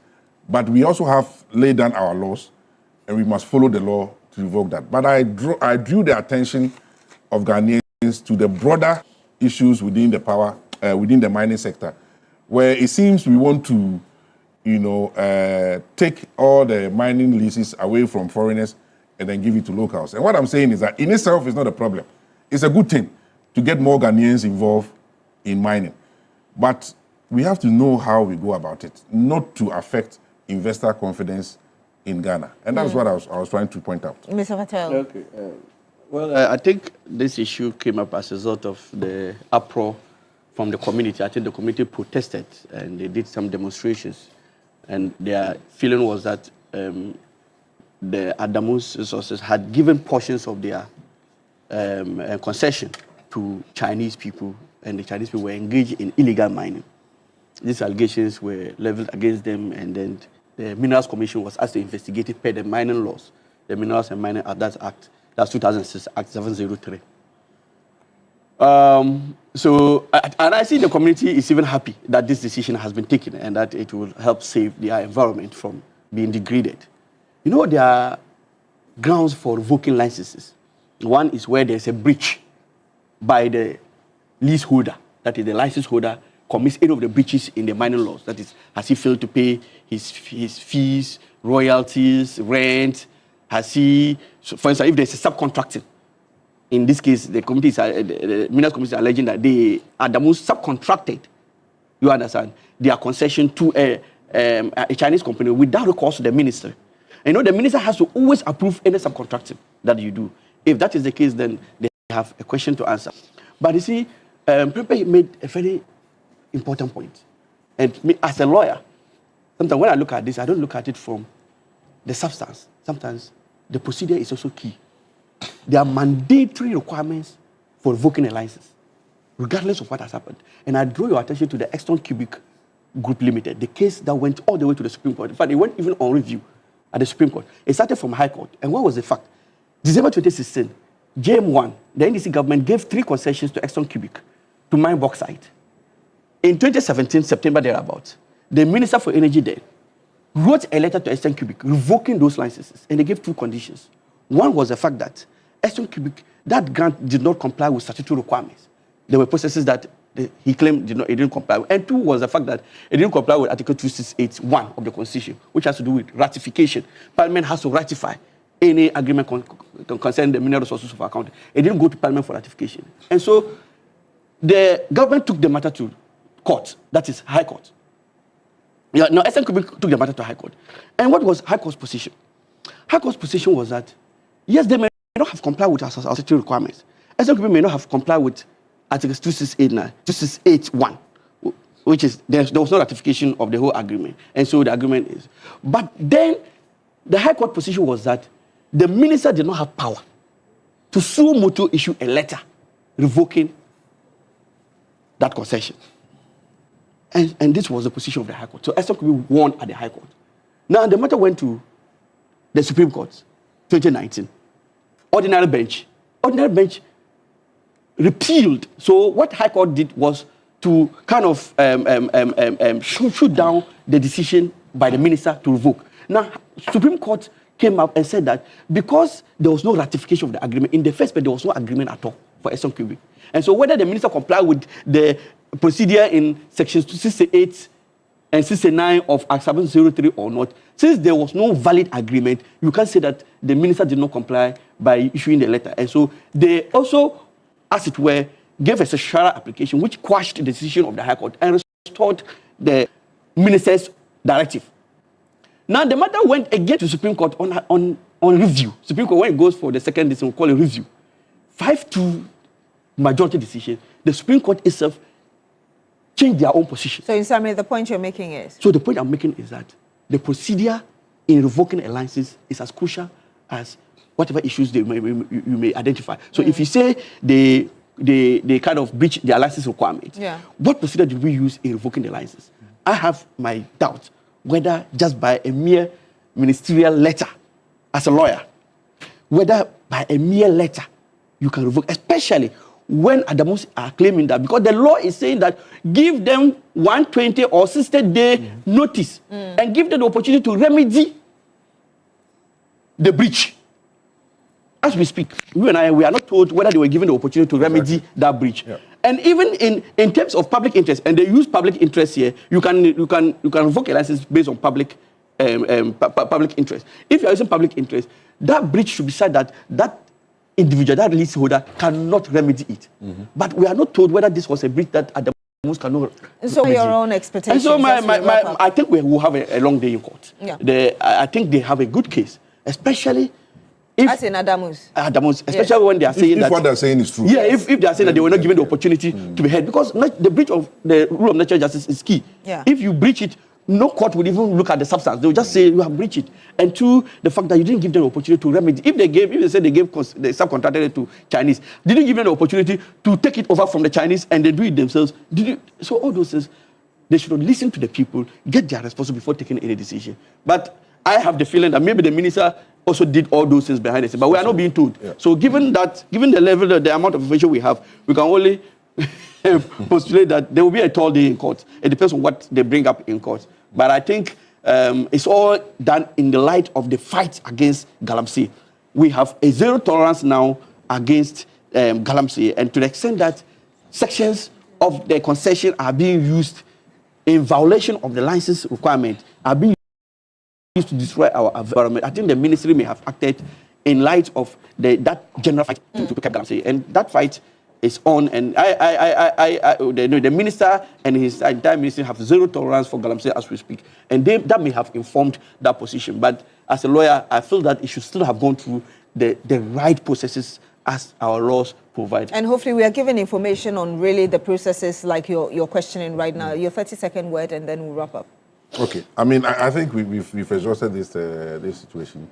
I just want to say a big good morning again to my MPP family, and also reminding that I'm running for the national organizer of the MPP, and I want them to rally behind me because we need to uplift our party, and we have a chance to rescue Ghanaians from this. Thank you very much. Thank you very much. There's a message. There's a message coming from Olabode Williams from Nima. It says the MPP Should give us a government is doing well and also managing the country better than the government of Akufo-Addo and Bawumia. I'm not able to read a lot of your messages, but thank you very much for sending in your messages. I want to say a big thank you to you, Mr. Al-Hassan Fatau, the Member of Parliament for the NDC, for Yendi in the Northern Region. Thank you very much for joining us. Of course, to you as well, Mr. Kwame Prempeh, former Deputy Chief Executive Officer, Public Procurement Authority. Thank you very much for joining us on the program. My name is Beatrice Edu. Thank you for staying with us on The Big Issue. Remember, The Big Issue is sponsored by the University of Gold Coast. So whether you're aiming for a specialist MBA in marketing, communication, operations, supply chain, human resource management, finance, entrepreneurship, innovation, or business intelligence, analytics, or you just want to advance through our dual MBA or Chartered Manager MBA, University of Gold Coast gives you options that match your vision. And if your next step is an MSc in International Relations, Communication, International Marketing, International Law, Security Diplomacy, Accounting, Finance, or Human Resource Management, an LLM in International Law, Security Diplomacy, or an MA in Biblical Studies, Practical Theology, the pathway is open. April admission is now open as well. Apply today because at the University of Gold Coast, we make it practical, flexible learning, flexible entry, and flexible payment. Study around your work and life. Choose a route that fits your background and pay in convenient installments. Your dream deserves structure. Your future deserves strategy. Your purpose deserves training. Apply now, www.ugc.edu.gh. You can call or WhatsApp on 026-388-8555. University of Gold Coast, building leaders for the nations. You're still here on New Day on TV3. When we come back, we'll bring you the latest in the world of sports and some more. Just stay with us.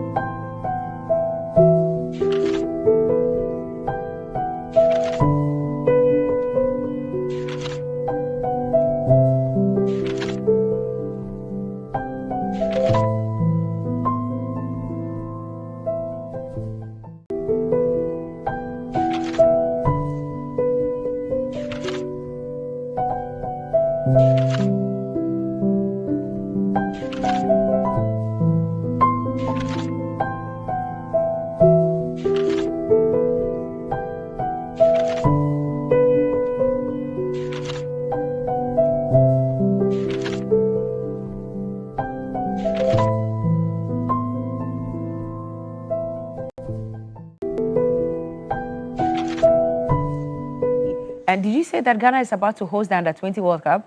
The Under-20 AFCON. Oh, okay.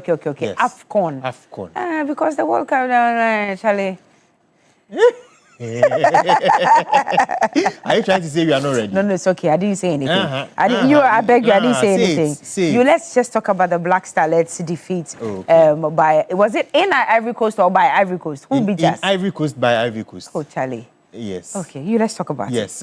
So they took part of an international friendly with the Young Elephants of Ivory Coast in Ebimpe, and they lost by 2 goals to 0. But it's just a friendly. It's part of the preparations towards the Under-17 Africa Cup of Nations, which will be happening on from the May 13th to June 2nd, 2026, expected to happen in Morocco. And the Black Starlets are definitely part of the teams who are going to play in that Under-17 Africa Cup of Nations. So this is just part of, preparations. We'll definitely be seeing some more friendly games taking place as well. And we'll see how the Black Starlets actually fare in the preparations and also in the tournament itself. Okay, we wish them all the best. Yeah. Let's move on to other stories. Let's talk about the English Premier League. I am not sure what's happening. You don't call me. I don't call you. You don't call me to watch matches. Nothing. I'll make it up. My DSTV choir, you said you pay. You haven't paid. So right now, I don't know. Cookie. Why are you airing our... No, I mean, how much is DSTV that you cannot pay? Hey, Cookie, why are you doing this to me? It's okay. Let's talk about the English Premier League. Let's talk about it. Okay. So Manchester United defeated Brentford by... That match was Bruno Fernandes, who moved one step closer to equaling the most assists in a single Premier League season. Okay. Currently, that record is held by both Thierry Henry and Kevin De Bruyne. They both had 20 assists when he assisted. All right. All the best to him. And let's also talk about the Champions League. Who's number 1 on the league table? Oh, Champions League, right now in the semi-finals. Oh, wow. Only 4 teams left. Who and who? Yes, so it's Bayern Munich, PSG, Arsenal, and Atletico Madrid. Oh, wow. Today is Bayern Munich versus PSG. Today? Yes, today. This evening? This evening. Wow. Bayern Munich versus PSG. They'll be playing it in Paris. Okay. That's the first leg of the semi-final. And then tomorrow there will be Arsenal versus Atletico Madrid. That will be played in Spain. Also another first leg. Then the next week, both of them will switch. And then they'll be playing in their respective homes for the second leg. But today, the focus will be on Bayern Munich versus PSG. And we did speak to former Bayern Munich defender, Samuel Sekufo, who won the Champions League back in 2001. And he believes that this is the time for Vincent Kompany's men to win the trophy this season. Okay. You see, Champions League has become so critical, so difficult, that when you get to the last 4, everything is possible. And the game against Paris, I will not sit here that we're going to have it on a silver platter. No, they are a good side. They won it last season. We beat them this season. So these 2 games is going to define how strong Bayern Munich is mentality. We did it against Real Madrid. Well, we wish them the best. So tonight, what time is it? It's at 7 p.m. 7 p.m. Okay, we'll be here tomorrow to talk about it. Yes. But who do you think is going to take the cup? Champions League? I think it's going to be really tight. PSG are favorites for a reason. Last season they won it. They won the whole competition. But I feel Bayern Munich have this quality this season that can overcome PSG. But it's going to be very tight. These are how Bayern Munich finished the Champions Leagues in previous seasons. Okay. The last time they won it was in 2020. That was during COVID time. Right. And since then, they've reached the semi-finals once. That was 2023-24. But before that, it was mostly quarter-final finishes there. So, yes, Bayern Munich do have some work to do in this semi-final. Yeah, I see they've been to the semi-finals only just once as well. Yes, and then PSG, they won it just last season, as you can see. Okay. Before that, they were in the semis, and then they had a couple of round of 16 finishes, then another semis, and then they actually lost to Bayern in that final in 2020. Right. Yes, that is why they are runner-up in the 2019-2020 So they are the title defenders for this season? Yes, for this season. And hopefully they win it again? Yes. Okay. And all right. These are the head-to-heads. PSG lost to Bayern 2-1. They defeated Bayern 2-0. Bayern Munich defeated PSG 1-0 and then 2-0, and then they also defeated PSG again 1-0. So in the last 5, Bayern Munich have won 3, PSG have won 2. Okay, let's see what happens tonight. Tomorrow we'll be talking about it. The other day, I think, was it on a channel or on social media? Tyson Fury, I think, was engaged in a fight. Anthony Joshua was watching, and then there was a proposition that I want you in there. There was a whole banter. Yeah. Is it a thing now? It's become a thing. Now it's a thing. Oh, now talk to me about it. They've actually signed it off that they are definitely going to fight. Tyson Fury and Anthony Joshua. Yes, they are going to fight. Wow. And they've not set the exact date, but what they've stated is it will be by Q4 of 2026. So we're expecting somewhere October, November, December. Right. That is where the fight will be happening between wow. Tyson Fury and the Anthony stakes Joshua. will be so high. Very, very but high. I thought Tyson Fury said he was retiring, no? He came back to come and fight and win. So when he's he was staying winning, on. Yeah, so when he was winning, Joshua was watching, and then oh, that was the fight that he was Yes, winning, and then he yes. says, "I want you Yes. back in the ring." Yes. Wow. I will support Anthony Joshua for all the right reasons in the world. Okay. Also because of the tragic incident that I happened. remember, yeah. And those two angels must be in the ring with him. Yes. So he wins this fight. It's going to be a big one. Yes, Because very. to even think that Anthony Joshua can beat Tyson Fury, wow. Yeah. It will be crazy. Yeah. Well, we'll wait for it and see what happens. So sometime in October, you mentioned October, November, October, or August, November, somewhere December, around. somewhere we around will that. know. I mean, we are in sports, so Yes, we will know. yes. Okay, Billy Shen, thank you so much for all the updates this morning. Keep looking good. I'll come for my money to pay my DSTV subscription. Thank you very much. Have yourself a great day. I like the polka dots. Thank you very much. You're I'm channeling my inner Michelle Obama. Eish. Let me just please remind viewers. When you come on this segment, you always want to give me a hard time. Don't do that. Now, before the applause, before the success, before the world knew your name, one woman called you my child. This Mother's Day, celebrate that woman with TV3 at the Mother's Day Celebration 2026. The elegant Mother Edition happening this Sunday. I mean, 2 Sundays from now, 10th May from 11 a.m. in the morning. A refined and memorable experience to honor the grace, strength, and beauty of motherhood, because all mothers are elegant and deserving of love. TV3 Mother's Day Celebration 2026. Celebrate her, celebrate your mother. So please be on the lookout for that one. We'll take a breather. When we come back, we'll bring you a lot more before we say goodbye.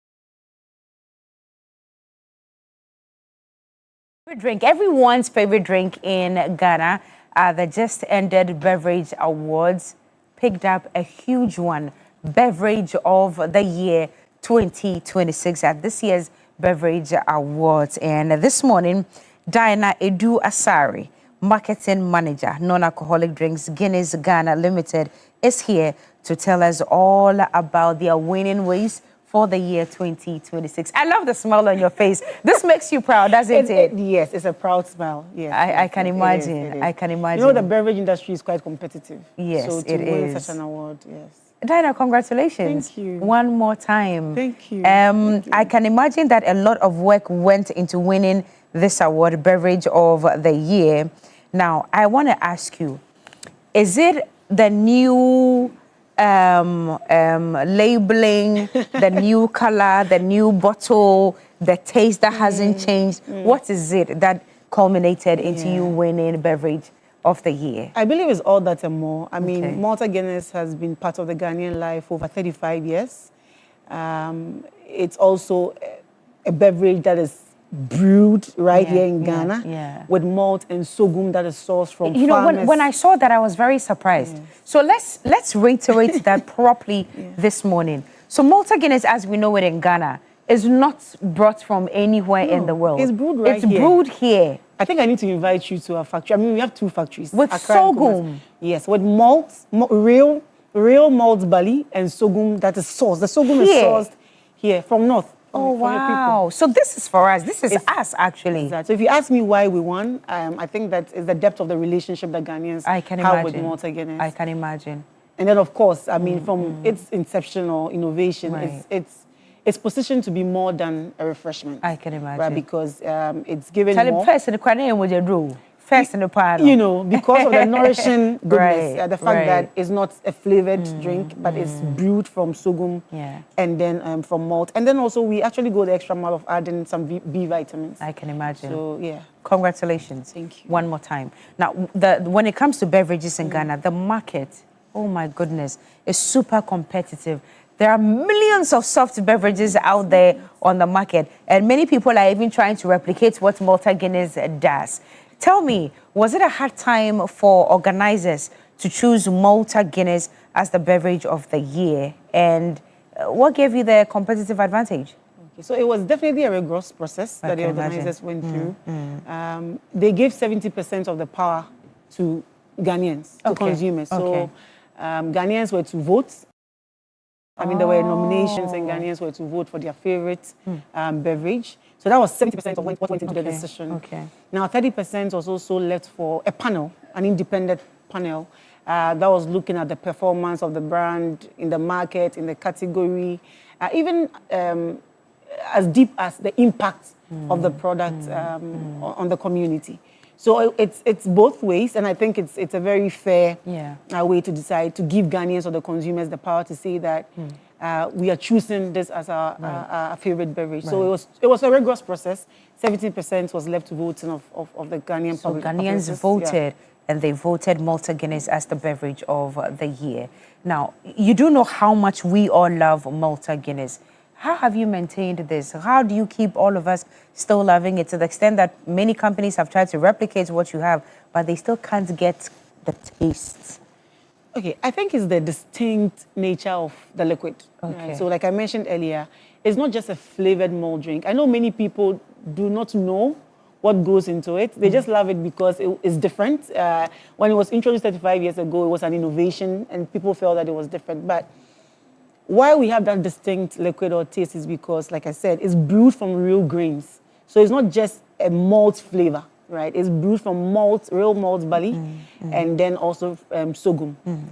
We've also made sure that we don't compromise. I mean, like you mentioned, it's been a very competitive, I mean, over 35 years, many entrants and all that, but we've stuck to our quality commitment to Ghanaians, and that is why people will maybe want to look like us, maybe want to even taste like us, because now there's flavor, right? But because it's a natural, it's brewed from natural grains, there will always be that. So Malta Guinness is not flavored? It's not flavored. What we taste, brewed from real malt barley. And the next time I come here, I'll bring you some malt grains. All right, you should. Okay, So one more time, congratulations on this feat. It's a very heavy one, and we are proud of you. But moving forward, because there's a lot of competition and replication in the system, tell us what to look out for when it comes to Malta Guinness to know that this one is the original one. Okay, so I think that on the can, in fact, all our packs, you will see a premium seal, a premium gold seal. So that's what we are showing. It's showing on the screen right now. Yes. Okay. So there is a premium gold seal right beneath the brand name Malta Guinness. Okay, there it is. Yes. Okay. Yes, so that's what she's pointing at. Okay. And then also there is a made in Ghana symbol or logo that shows that this one is produced from Ghana. All right. And we can confirm that it's produced from malt and sorghum. Okay. Beyond that, so I think that Ghanaians should start looking for the full brand name on the can or on the pack. Okay. So seeing malt is not necessarily Malta Guinness now. Okay. So people should look out for the full brand name. If you want Malta Guinness, look for Malta Guinness and ask for Malta Guinness so that you are not given any other malt drink. All right. Thank you very much, Dinah, for coming this morning. Congratulations one more time. I always say that it's the commonest drink to find anywhere. Still the same way, available anywhere in the country? Available everywhere, across the country. Okay. In every retail shop, every bar, every eatery. Okay. And it retails around how much now? 12 cedis. 12 cedis per can. And then the bottle is also 12 cedis. Yes. All right. The returnable glass bottle is 10 cedis. Okay, returnable glass bottle. So if you're able to return it, then okay. All right. Dinah Edu-Asare, marketing manager, non-alcoholic drinks, Guinness Ghana, has been our guest this morning, showing us their newest achievement on the market, beverage of the year, Malta Guinness. Congratulations. One more time. And thank you for having me. You're very welcome. We'll take a break now. We'll be back with more right here on TV3 Newday.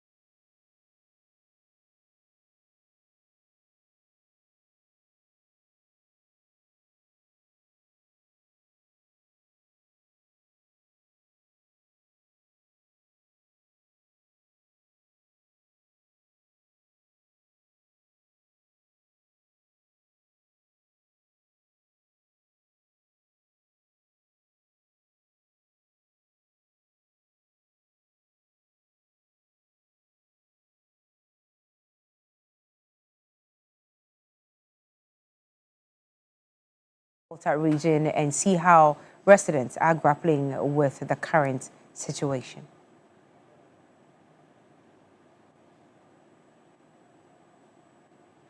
Faisal Abdul Idrisu, if you can hear us. Good morning, Abdul. Faisal. Hello, good morning, Faisal. Hello, good morning. Faisal, good morning. It's Cookie. Sorry, Cookie, good morning. It's okay. It's okay. It comes with a job.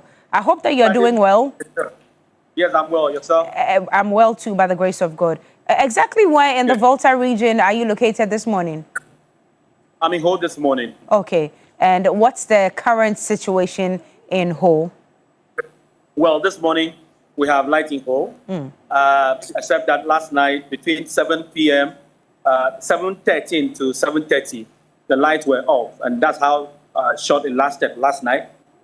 Somewhere last week, when the issue at the Gridco substation happened, between 2 p.m. to somewhere around 9 p.m., almost everywhere, every town in the region, all the way to Oti, was off.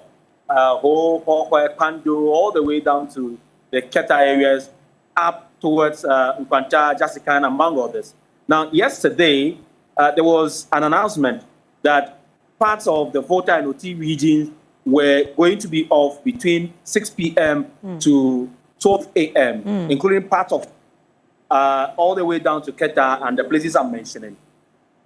I understand that ordeal, some towns went through it last night. Today, a similar announcement has been made. I saw the flyer just a few minutes ago, indicating that several other towns in the Volta and Oti regions are equally going to be without lights later tonight, between 6 p.m. to 12 a.m. They are, ascribing days to the happenings at the Gridco substation in Akosombo. That is the situation. But I want to put across the general overview of what we've been experiencing in the last 3 weeks. So the lights go off here in Ho and across the region, particularly in Ho, it lasts for just a few minutes. But in some other part of the region, they tell you that they have been without light for hours. You go down to Georgia and Avaferinigwa, these are cutting off and catching off areas, and they tell you that for hours they've not had light. And so that is exactly how it is for communities in the south. In the regional capital, it lasts for a few minutes and then the lights come back. What has always been the case since the start of the year is the low current. So you see your bulbs are on for a few minutes, then the lights go dim and then come back. And that's exactly how it has been from the start of the year until this issue of the changing of transformers and also the Gridco situation at the Akosombo area last week. Faisal, we'll come back to the low voltage matter before you go. But I see some footages on the screen. Is that you with either a lantern or a torchlight? So last night, when they took the light, I stepped out, and then this is how people were moving about with torchlights. Oh, wow. Some used lamp, except that one last night lasted for just a few minutes. On Thursday, I think Wednesday last week, it took hours, more than 6 hours. And so that is what happens when the light goes off across the region. And it's pitch black like we can see on the screens right now. Hello, Faisal? Yes. So I'm asking, it's pitch black as we can see or tell on the screens right now? Yes, it is. That's exactly what the situation is. And for the afternoon, you may not even know the lights are off until you enter a saloon or probably somebody who depends on electricity, a welder or something. But once you're at home, you can't even bear the heat in the afternoon. In the night, it's quite unbearable. But I want you to put yourself in the shoes. I mean, it's a national issue. But what the visuals you are seeing is exactly what the situation is, particularly in the night. What are traders and businessmen and women also saying in the region? I know we are all grappling with it, but what are their specific concerns and what kind of businesses do we even find in the Volta region that have been affected? Yes, so I mentioned earlier when I spoke to 3 News that our situation may be relatively better compared to the reports coming from the other region. Why do I say so? So in the afternoon, light goes off for maybe maximum 1 hour, but on the average, usually it's some 30 minutes. Even that, when you the salons, they tell you that they have clients waiting. So a client comes in to do her hair or have a haircut, and then the client has to wait for some 30 minutes before the light comes back. What it means today, if a hairdresser or the barber is supposed to attend to 5-6 persons, then the number is reducing gradually because of the intermittent power outages. You go and talk to dressmakers who tell you that for hours they have had to stay out. They have to stay out of their shops because one, lights are out, they can work, and then they cannot bear the heat. And so that is the situation with it. For small scale, medium enterprises and persons who depend, like the metal fabrication industries, there are a lot of welders across the region, people who are engaged in metal fabrication. They tell you that once the lights are off, they remain idle until the lights come. So generally, it's affecting and impacting businesses across the region. Those who are engaged in water production, the sachet water producers tell you once the lights are off, they can't do anything. They have to wait until the light comes back. Let's just talk about the low voltage situation before I let you go. What is ECG or managers of power supply systems saying about the low voltage? Because you tell us that it's been ongoing for a very long time. Yes. So the only thing ECG keeps telling us is that they are undergoing several maintenance work. Oftentimes, they tell you there is an issue with power supply from Gridco. Sometimes they tell you it is a substation at Asiekwe. Then, I think 2 weeks ago, ECG was here to engage the regional minister. They mentioned that currently the population has outgrown the capacity available for us. And so they are coming to upgrade from 61 kilowatt to 161 plus. And so there is this upgrade they are doing to ensure that with time we have stable power supply, very sufficient, that we'll be able to use. So the issue of the low voltage has been there since February, I must say. And households tell you that because of these, their gadgets, fridges, among others, are breaking down because of the low voltage. That is even before the issue of the intermittent power, the outage itself started. Faisal, keep an eye on proceedings for us. Has the timetable for today been released? Have you cited it? Yes, I cited the timetable. And so later tonight, from 6 p.m. to 12 a.m., several communities across Volta and OT are going to be off. Parts of Pando, Teta areas, in places around the Tong areas, all the way to Oklahoma, Jessica, among others. Faisal Abdul Idrisu, thank you so much for your time, bringing us up to speed with what's happening on ground in the Volta region. It's a mini tour we are taking this morning on TV3 Newday. Now let's head to the Western region and also speak to Abraham Mensah. Abraham, you are on Zoom with us. Good morning, if you can hear us. Morning. How are you doing? I'm doing great, and I hope you're doing the same. Okay. Well, it's not been too great for us here in Accra. We are grappling with the situation. Can you bring us up to speed on what the current ECG or electricity issues are in the Western region? So, just as we've witnessed across the country, this is a bit of a power crisis we're experiencing. For the past 3 weeks, there's been some intermittent power outages across most parts of the Western region, particularly for Kelita Krade.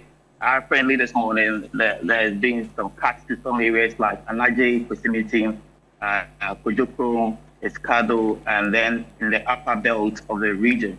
There's not been any official communication yet from the distribution company, but generally, as we understand, with the power generation from Gridco and the other generation companies. But what residents still not understand is that this is a region generating, has two generating, facilities, the Aguazi Enclave and then the car partnership here at Second D.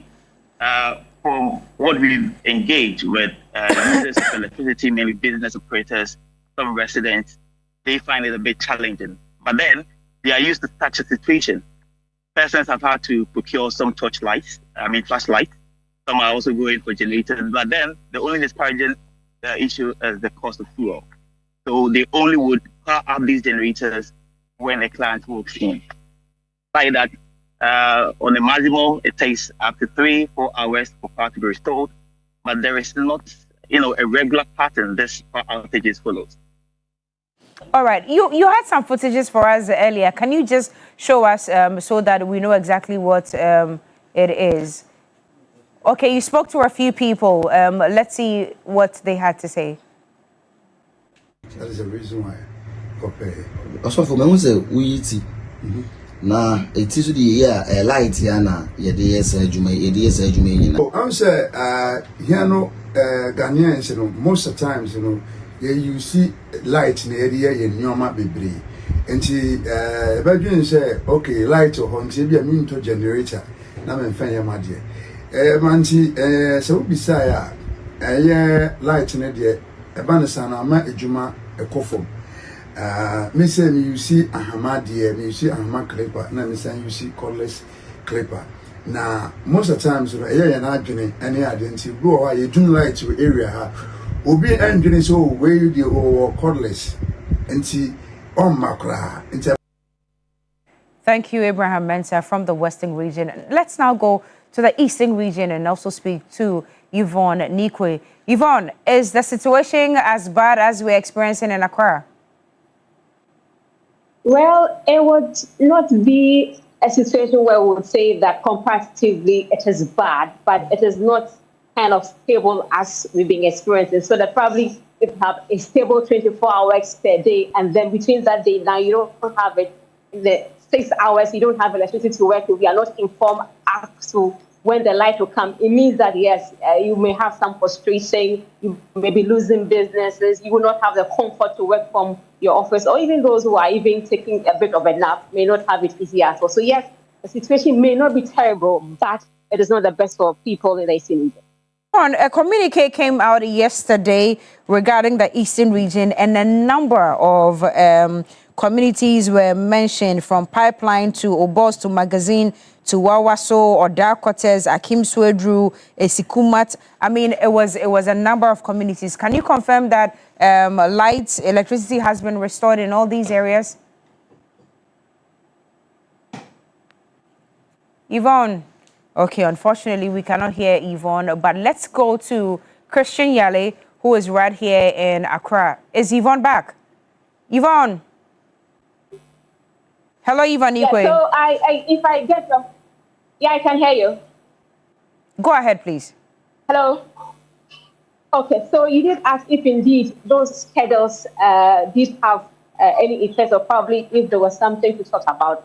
Indeed, the ECG brought out a schedule yesterday for some parts of the Eastern region, per the ECG's own administrative region that was supposed to go off between the hours of 12 a.m. and 6 a.m. That particular issue was done with.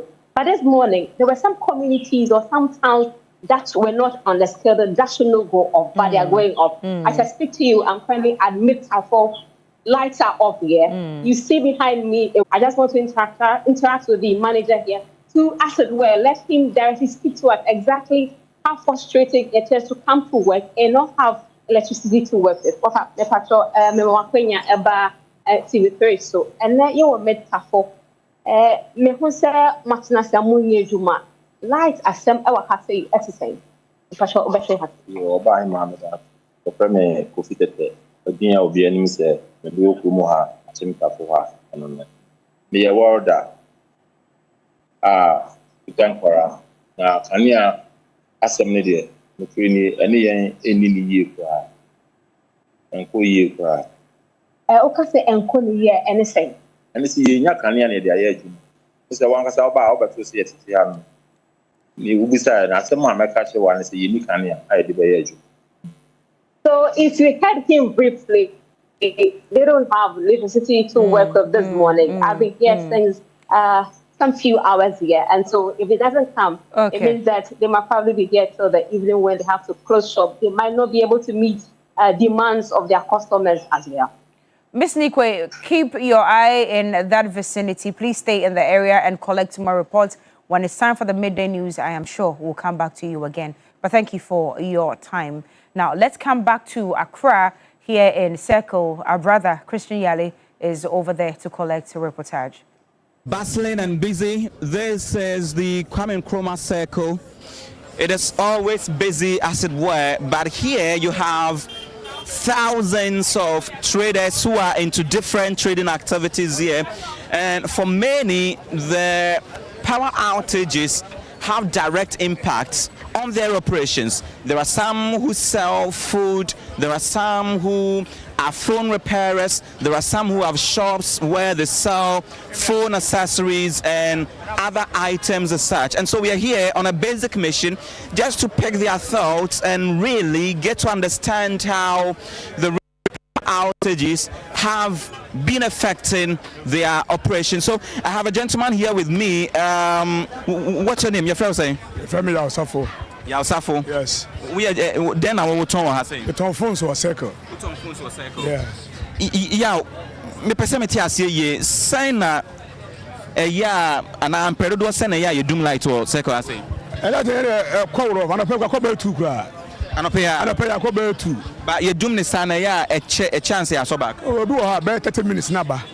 About 30 minutes in so. More be a best 20 minutes ahead. Nasa aba. You more about as abon and naba. They know every challenges were about pen for no more. Na also turn phone or shop I say. What shop what shop until you doom light in the sana a time ben ya open juma. Oh, because I'm not saying I'm doing in tempting on the coffee in them. Me point usually me point 6 wa. But I'm not saying if you have 4 o'clock. If you say 4 o'clock. We because they say the na I didn't sign be brace soon yam by sir. Let off me my point that time. But the time I made the point no. Let off me my point sir. Nti how much juma? Hi papa. Nti benum for henu be there emfa ho man. Enra na energy minister ka be say one say omo install transformers no na enra na waka be say transformers no be more than 100 and na you install about 114 so this week omo be install eno na e de kania na dundum no cost be nyese be adum so na ba say what ya say sir. Oh, eno dey say problem wo ha no mo solve any problem. Because how I wo ho so most solve problem na na ho dey toy so man solve problem na ho to nya dey emma so mo dum no ba 1 week no be solve problem na dey am kwara me okay say dey be ya ba ejina so dey adwuma. That's the most important.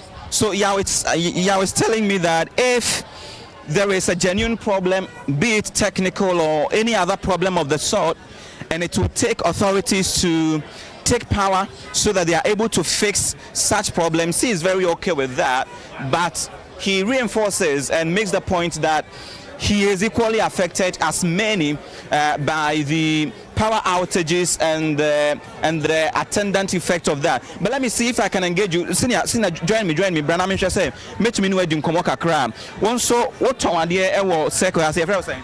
Your friend Kwesi. Your friend Kwesi.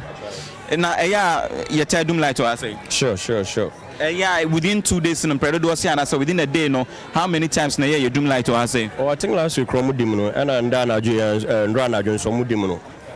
Omudim light in it. I sounds when I affect your business, no. Didn't affect your business because be a and Rana John Mudimno, do I'm a point 9. But because of light in Tiabo 6 7 and I'm a point.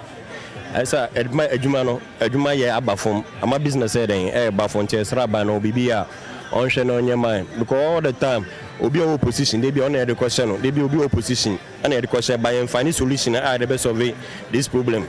They say, your costos, Shamomuton, pure tiny ice cream on your man, I affect you, my business heading, but now, Okocas is here, Obi so better check out, say at least you get a backup like. Cotton plant and generator, and I'm a cotton plant and generator. No, it's a cotoba, I'm a sort of food and everything. A woman of the DMFA workers, and this is a son of Manocosabama unemployment in Said Asako High, because of the DBS, I'm a fan for 10. A beba form.